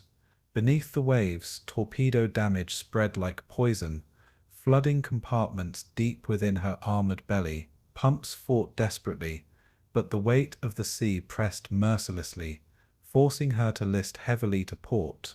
Sailors staggered across tilting decks, clinging to rails as flames and water chased them from their posts. Officers shouted orders to counterflood starboard compartments, sacrificing buoyancy to level the ship, but the balance was slipping away. Engineers below reported boilers drowning, turbines failing, speed dropping with every moment. Yamato was still afloat, still fighting, but the fortress was cracking, and the storm was not yet finished. The next wave of torpedo bombers arrived low across the waves, Avengers diving in with determination sharpened by hours of combat. Their target was no longer the giant's broad decks, but her flanks already weakened, already groaning under previous wounds. Torpedoes splashed into the sea with white trails streaking outward, converging like claws toward the wounded Leviathan. Yamato turned her helm desperately, her massive frame leaning hard, spray cascading off her bow in violent sheets. But her great size worked against her, too large, too slow, too sluggish to evade the converging fangs of steel. One by one, the torpedoes slammed into her port side, detonating with thunderous blasts that shook the sea. The hull shuddered, plates buckling, compartments collapsing as the list grew sharper, tilting men off their feet. Below, entire rooms vanished in seconds, swallowed by rushing water and screaming steel. The fortress groaned, her engines faltering as momentum bled away, and for the first time her survival teetered on the edge of impossibility. The bombs returned as well, helldivers plunging from the clouds with armor-piercing payloads meant to pierce her decks. Explosions tore through her upper structures, smashing rangefinders, ripping apart anti-aircraft positions, and scattering men like leaves in a storm. Fires spread across her decks unchecked, smoke billowing into towering columns visible for miles across the sea. Sailors scrambled to fight flames with hoses, but water pressure faltered, and buckets became their only tools. Ammunition ignited in sudden bursts, gun mounts exploding outward, hurling fragments that cut down men in seconds. The bridge shook violently as a bomb crashed near its base, killing officers and severing communications with stations below. Still, the captain remained at his post, issuing orders through surviving messengers, his calm a final anchor amid chaos. Everywhere Yamato bled, flames, smoke, water, and lives draining from her at an unstoppable pace. The world's largest battleship was no longer a fortress of invincibility. She was a sinking shrine of sacrifice. The list grew sharper, tilting past 15 degrees, then 20, the port side nearly kissing the waves. Sailors stumbled, sliding across steel as the deck transformed into a slope of fire and wreckage. Guns on the port side dipped uselessly toward the sea, while those on starboard strained upward into the sky. Below, compartments vanished into flooding darkness. sailors drowning in screams unheard above the roar of destruction. Engineers shut down boilers, one after another, the flooding unstoppable, the turbines suffocated by seawater. Yamato's speed collapsed, dropping to less than 10 knots, her once proud dash reduced to a crawl. Officers ordered counterflooding on the starboard side, a desperate attempt to level the giant against the sea's grip. But with each adjustment came sacrifice, more compartments flooded, more buoyancy lost, more lives sealed behind watertight doors. The balance wavered, but the tilt remained, dragging the ship deeper into the sea's embrace. Yamato was bleeding from too many wounds to heal. Still the crew fought, clinging to their guns, to their hoses, to their duty as the sky rained steel upon them. Anti-aircraft gunners kept firing despite decks tilting beneath their feet, their tracers stitching upward into a sky blackened with smoke. Ammunition runners crawled across the slanted surfaces, dragging shells with raw determination, their uniforms scorched and torn. Medics tended to the wounded wherever space allowed, turning bloodied steel into makeshift hospitals. Men lay across scorched decks, whispering prayers, clutching photographs, staring at the sky they would never see again. Officers rallied them, shouting through smoke and fire, their voices hoarse but unbroken. Chaplains walked calmly amid the dying, offering comfort, blessing men as bombs and bullets tore the air around them. The fortress was collapsing, but discipline held, binding the crew together in defiance. Yamato was no longer fighting for victory, but for honor, and honor burned brighter than fire. The Americans pressed relentlessly, wave after wave hammering the Leviathan until her armor seemed to scream. Torpedo planes circled wide, striking her again on the port side, worsening the list until men could barely stand upright. Bombs struck her forward turrets, splintering armor, rendering her massive guns silent. The pride of the battleship reduced to twisted wreckage. One detonation near the aft superstructure ignited fuel reserves, sending a tower of fire into the sky, incinerating dozens instantly. The cruiser Yohagi was gone, sunk beneath the waves, while destroyers burned or fled, leaving Yamato exposed. Her escorts had fought bravely, but they could no longer shield the giant from the storm. Alone now she bore the brunt of the assault, her defenses dwindling, her gunners fewer with each passing minute. Fires raged unchecked, flooding surged, and yet she still floated, still clung stubbornly to existence. The Americans marveled at her endurance, even as they prepared their final strikes. The fortress staggered, but she refused to fall. By 2 o'clock in the afternoon, Yamato was mortally wounded, her list exceeding 25 degrees, her speed reduced to a crawl. Her once proud hull groaned like a dying beast, steel twisting under the weight of the ocean. The sea poured in faster than pumps could fight, every torpedo hole a mouth drinking her strength away. Flames consumed her superstructure, black smoke pouring into the heavens, marking her position for all to see.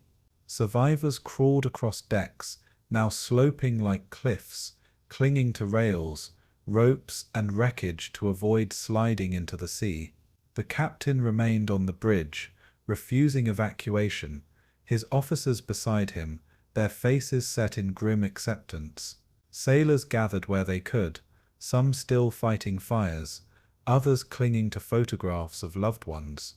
The end was no longer a possibility, but a certainty, measured in minutes, not hours. Yamato had endured everything the sky could hurl at her, and now she awaited the final blow. The last torpedoes came in from the starboard side, their wakes white against the dark water, converging on her exposed flank. The detonation struck with apocalyptic force, rocking the giant until her hull groaned, her list swinging sharply past the point of recovery. Alarms wailed as bulkheads collapsed, compartments vanished, and the sea rushed in unopposed. Men were hurled from decks, sliding into the flames, or cast into the black water below. The great ship rolled inexorably to port, her guns pointing helplessly skyward, her decks awash with fire. For the crew there was no more fighting, only the final seconds of existence in steel and smoke. The world's largest battleship, once the pride of an empire, was now a crippled hulk, waiting for the sea to claim her. And in that moment, Yamato's fate was sealed, not by one strike but by many, each blow carving away her strength. The fortress had endured the storm, but the storm had triumphed. Her death was no longer coming, it was here. At 2:23 in the afternoon, the end of Yamato arrived not as a slow surrender, but as an apocalyptic detonation. Her list had grown unbearable, her speed reduced to nothing, her massive hull rolling helplessly to port. Fires raged unchecked across her decks, licking into turrets and magazines filled with thousands of pounds of high explosives. Below, compartments groaned under the pressure of water, steel shrieking as if the ship herself cried out in agony. Then, deep within her armored belly, flames reached the powder stores, meant for her 18.1-inch guns. The reaction was instant, unstoppable, a chain of detonations racing like lightning through her magazines. In a heartbeat, Yamato ceased to be a ship and became a bomb.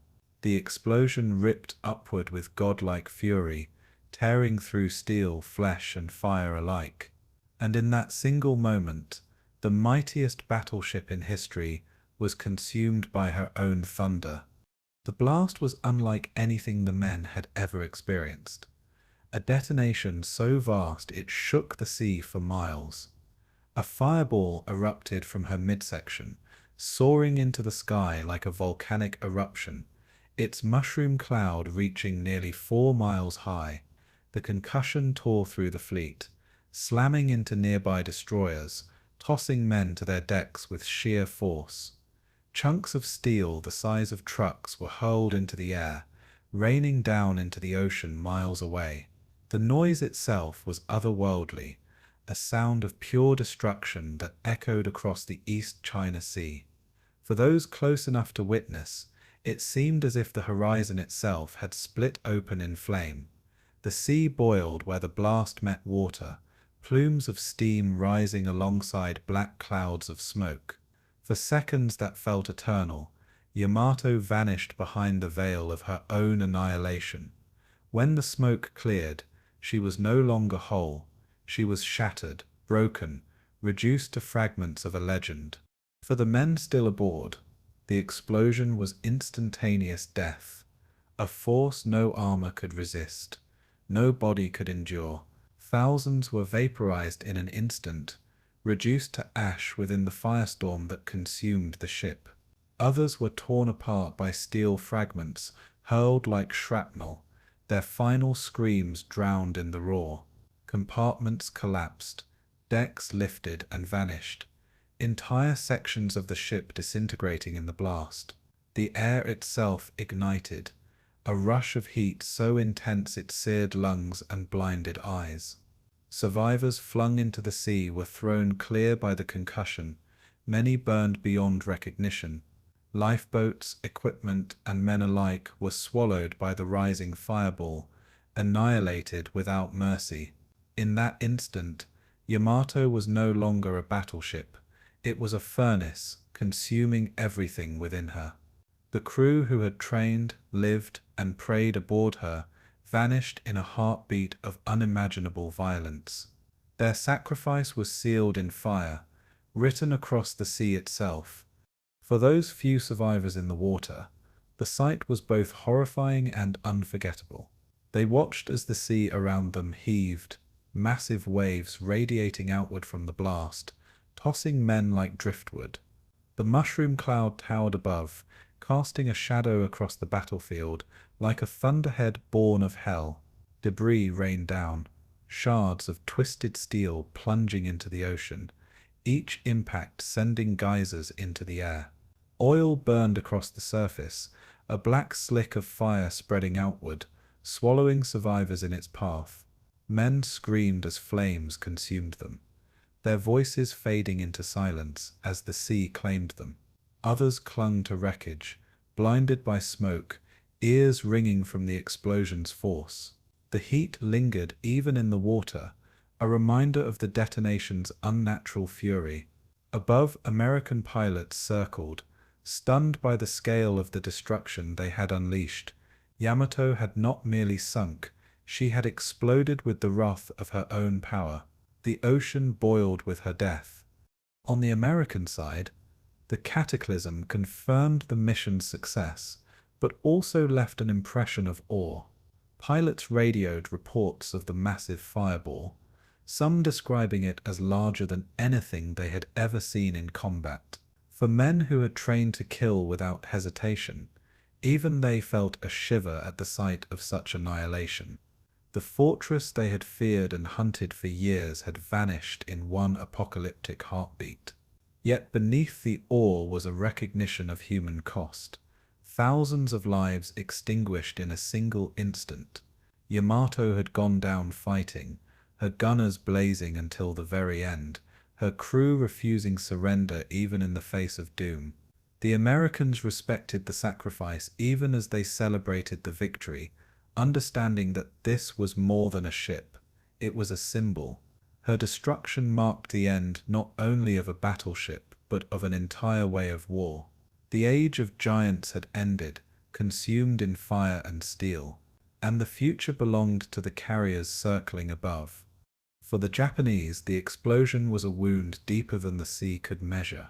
Radio silence kept news from spreading immediately, but the men who watched from the distant shorelines knew what it meant. Families back home would never see their sons again, their final letters left behind as echoes of lives now lost. Within the Navy, the sinking of Yamato marked the death of its last pride, the final blow to an already broken fleet. Officers who had argued for her preservation now bowed their heads, recognizing the futility of her sacrifice. The fortress of steel had become a funeral pyre for more than 3,000 men. Their deaths were not in vain to the empire. They were offered as proof of loyalty, of devotion, of the will to resist until the end. But in truth, the explosion was the empire's requiem, its thunder the sound of a dream collapsing. Yamato's sacrifice was not victory, it was epitaph. The ocean swallowed the remnants of Yamato quickly, pulling her shattered hull into the depths where silence reigned. Only oil slicks, flames, and scattered wreckage marked the place where the giant had stood. Survivors clung to debris, their eyes haunted by the sight of comrades consumed in the fireball. Rescue would come only for a few, plucked from the sea by Japanese destroyers limping away from the carnage. Out of nearly 3,300 men, fewer than 300 would survive, their memories forever scarred by the inferno. The rest sank with their ship, their bodies entombed in steel fragments strewn across the ocean floor. For the survivors, the explosion was not just the death of a ship, but the death of their world. They would carry the sound, the sight, and the heat of Yamato's final moment for the rest of their lives. And in those memories the battleship lived on, not as steel, but as fire.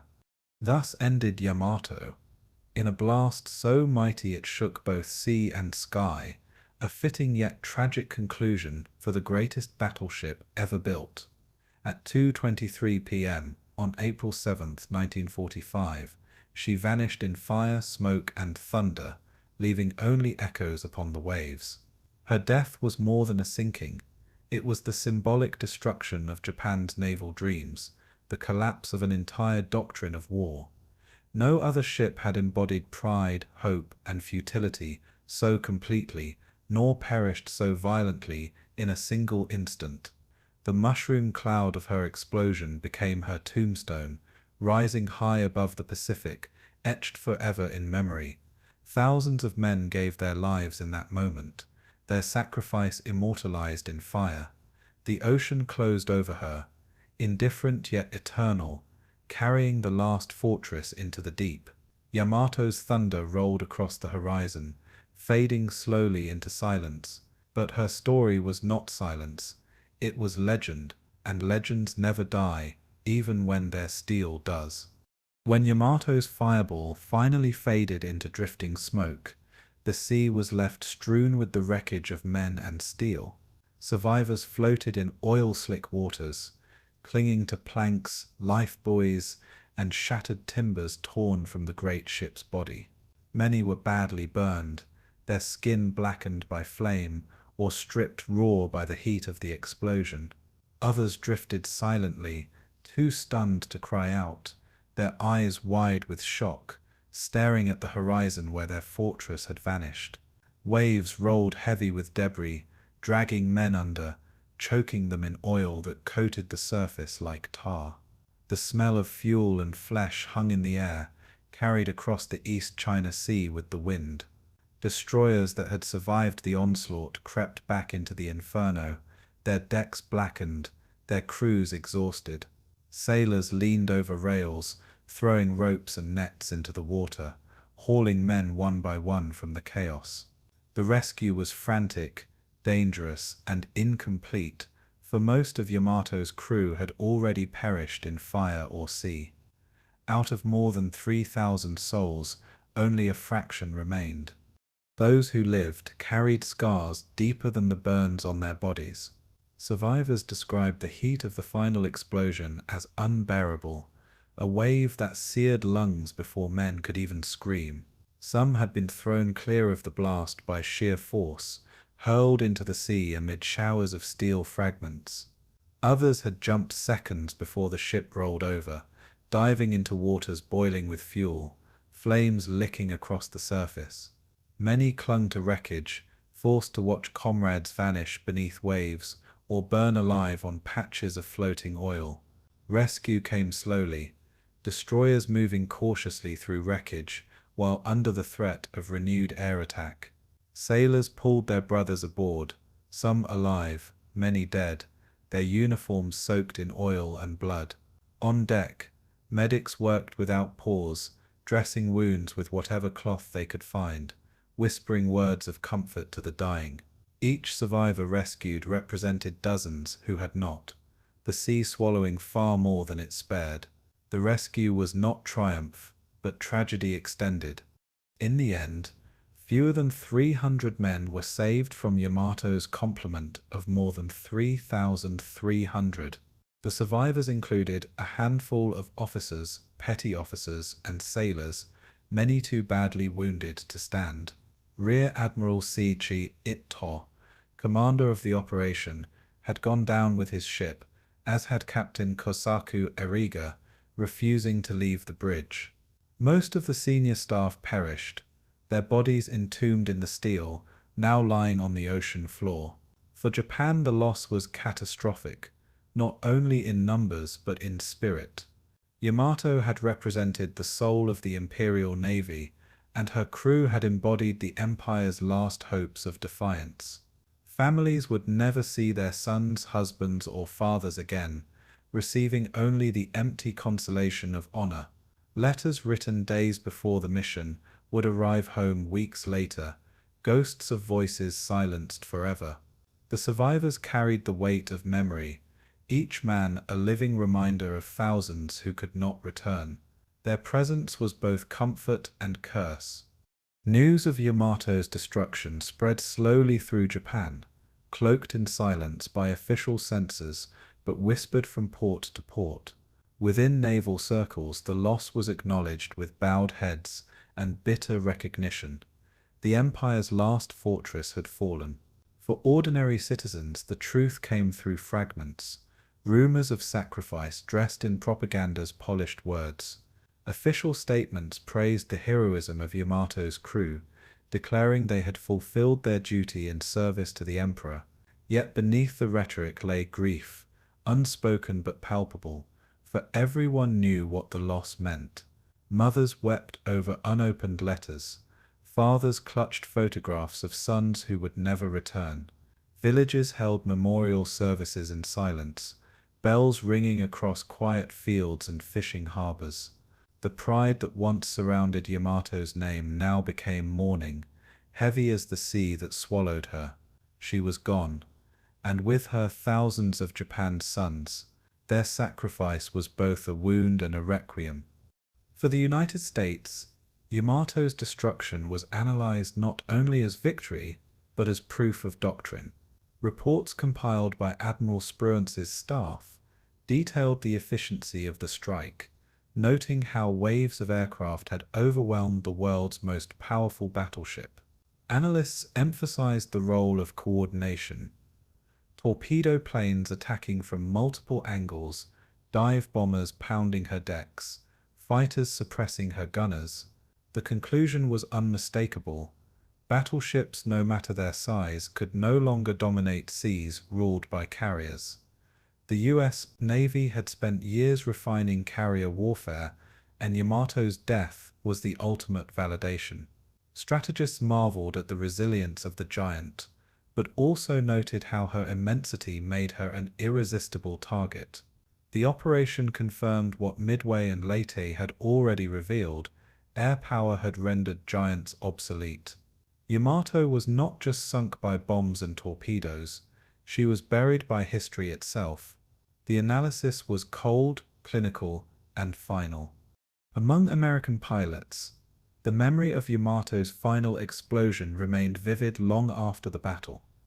Men who had flown through the flak described the sight of the fireball as the largest they had ever seen. Some felt awe, others guilt. All recognized they had witnessed the death of a legend. For many it was a sobering reminder of the human cost, for they had watched thousands die in a heartbeat. Yet they also understood their role, their mission, their duty to bring down the last fortress. Stories of the strike were passed between squadrons, Yamato's demise becoming both legend and lesson. The pilots did not celebrate with joy, but with the grim knowledge that war always demanded sacrifice. They had killed an icon of steel, but in doing so, they had extinguished thousands of lives. That paradox haunted them, even in victory. Yamato's death was not merely a triumph, it was a tragedy too vast to ignore. For Japan's leadership, the sinking of Yamato left no illusions. The Empire's navy was finished, reduced to fragments without carriers, fuel, or ships of line. What remained was an army preparing for the last defense of the home islands, aided by kamikaze pilots sacrificing themselves in desperation. Yamato's loss was mourned in private, but spun in public as a noble example of ultimate devotion.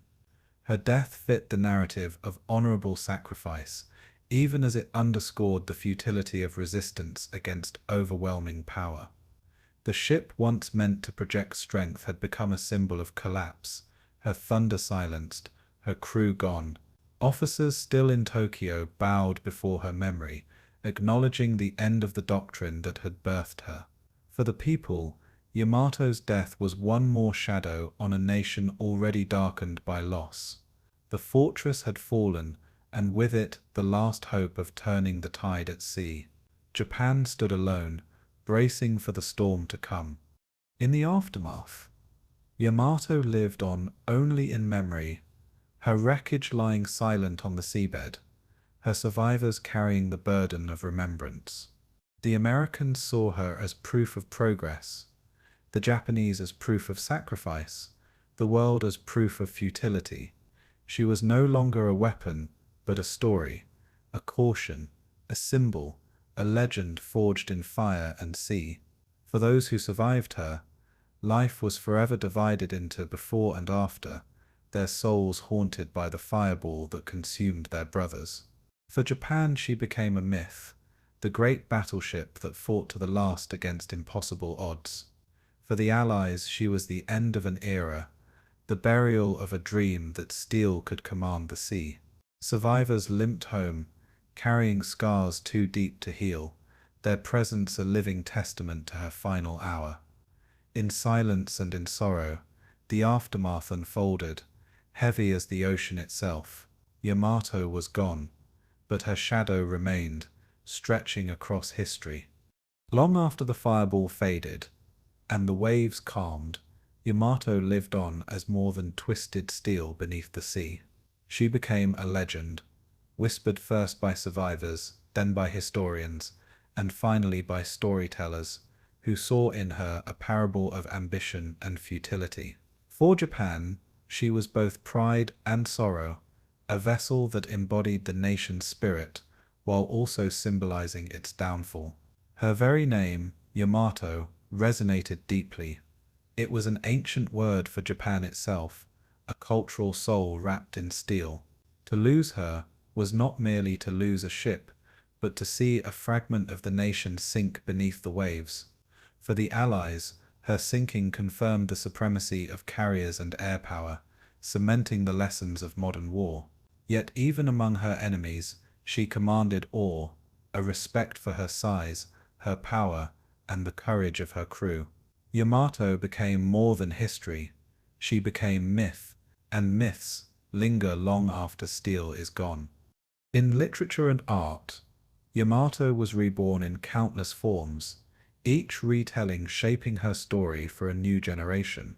Japanese writers depicted her as a floating shrine, a national sacrifice whose death mirrored the collapse of the empire itself. Poets and novelists described her crew as samurai of the sea, bound by honor to a mission they knew was impossible. Painters rendered her silhouette against sunsets, her vast turrets pointed skyward as if in defiance of fate. In post-war years, her image became one of mourning and reflection, a cautionary tale of wasted strength. Western historians studied her as an engineering marvel, dissecting her armor, her weapons, her flaws, and her fate. Museums displayed fragments of her recovered steel, relics that carried the weight of sacrifice and memory. Popular culture transformed her further from historical vessel into symbol, from battleship into metaphor. And in every telling she remained larger than life, a story too great to vanish. Her wreck itself became a shrine, hidden beneath the waters of the East China Sea, discovered decades later by modern expeditions. Divers found her broken remains scattered across the seabed, a graveyard of steel and silence where thousands still rest. Her massive guns lay twisted, her armored citadel shattered, her once proud hull torn into fragments by the final explosion. Yet even in ruin she inspired awe, her colossal size dwarfing those who sought to measure her. For Japan, the wreck was sacred ground, a place where memory and mourning converged beneath the waves. Relatives of the fallen visited memorials on shore, bowing toward the sea where their loved ones had vanished. Each year, ceremonies honored Yamato's crew, their sacrifice remembered in prayers and incense.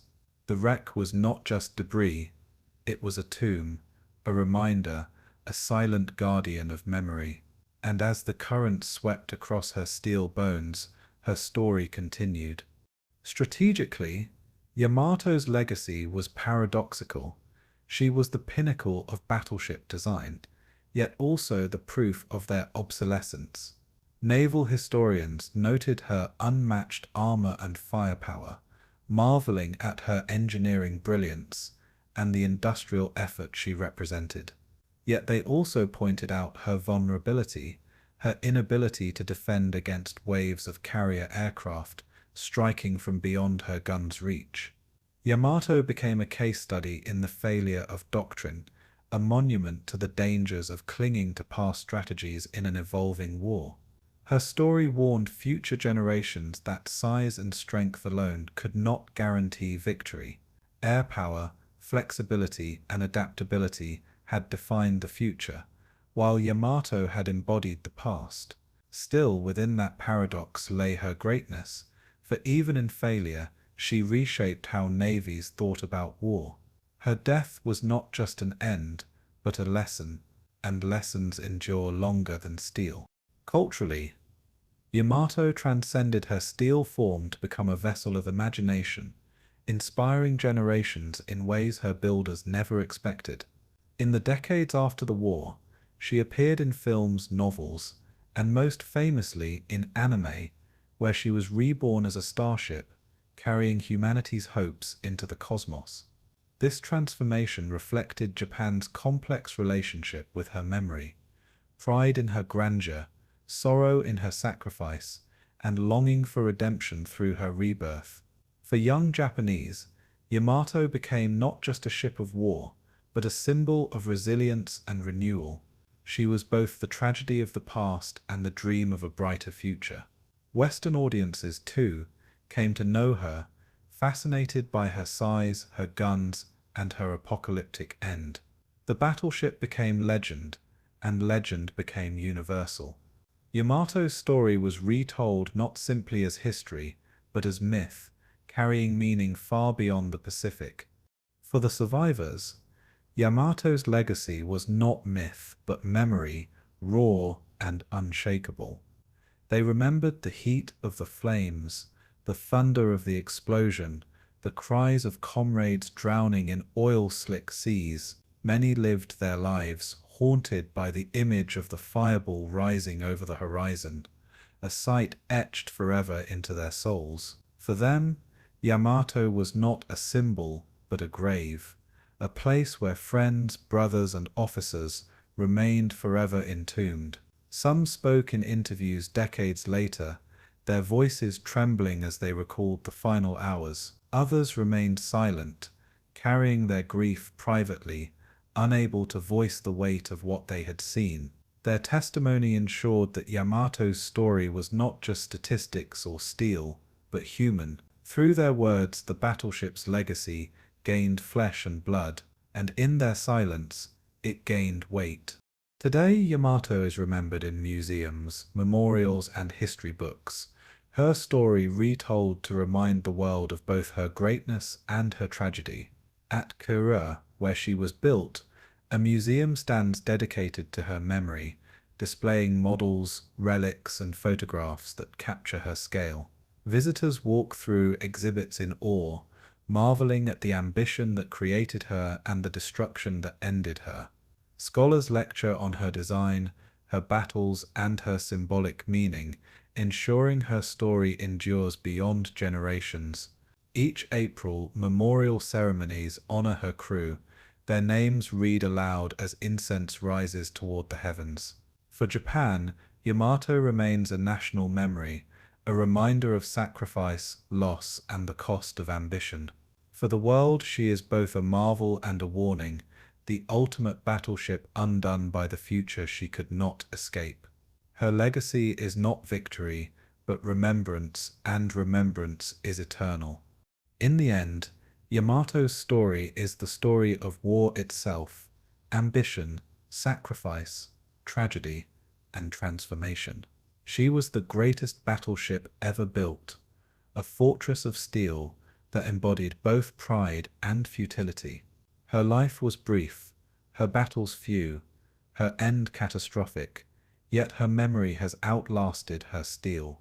She stands as a monument to the men who built her, sailed her, and died with her, their lives entwined with her fate. She represents the end of one age and the beginning of another, where air power and speed eclipsed armor and guns. She reminds us of the cost of dreams too vast, of doctrines too rigid, of sacrifices too final. Yet she also reminds us of courage, of loyalty, of men who fought to the last, even when defeat was certain. Yamato's legacy is not just history, it is legend, and legends endure, carried not in steel, but in memory.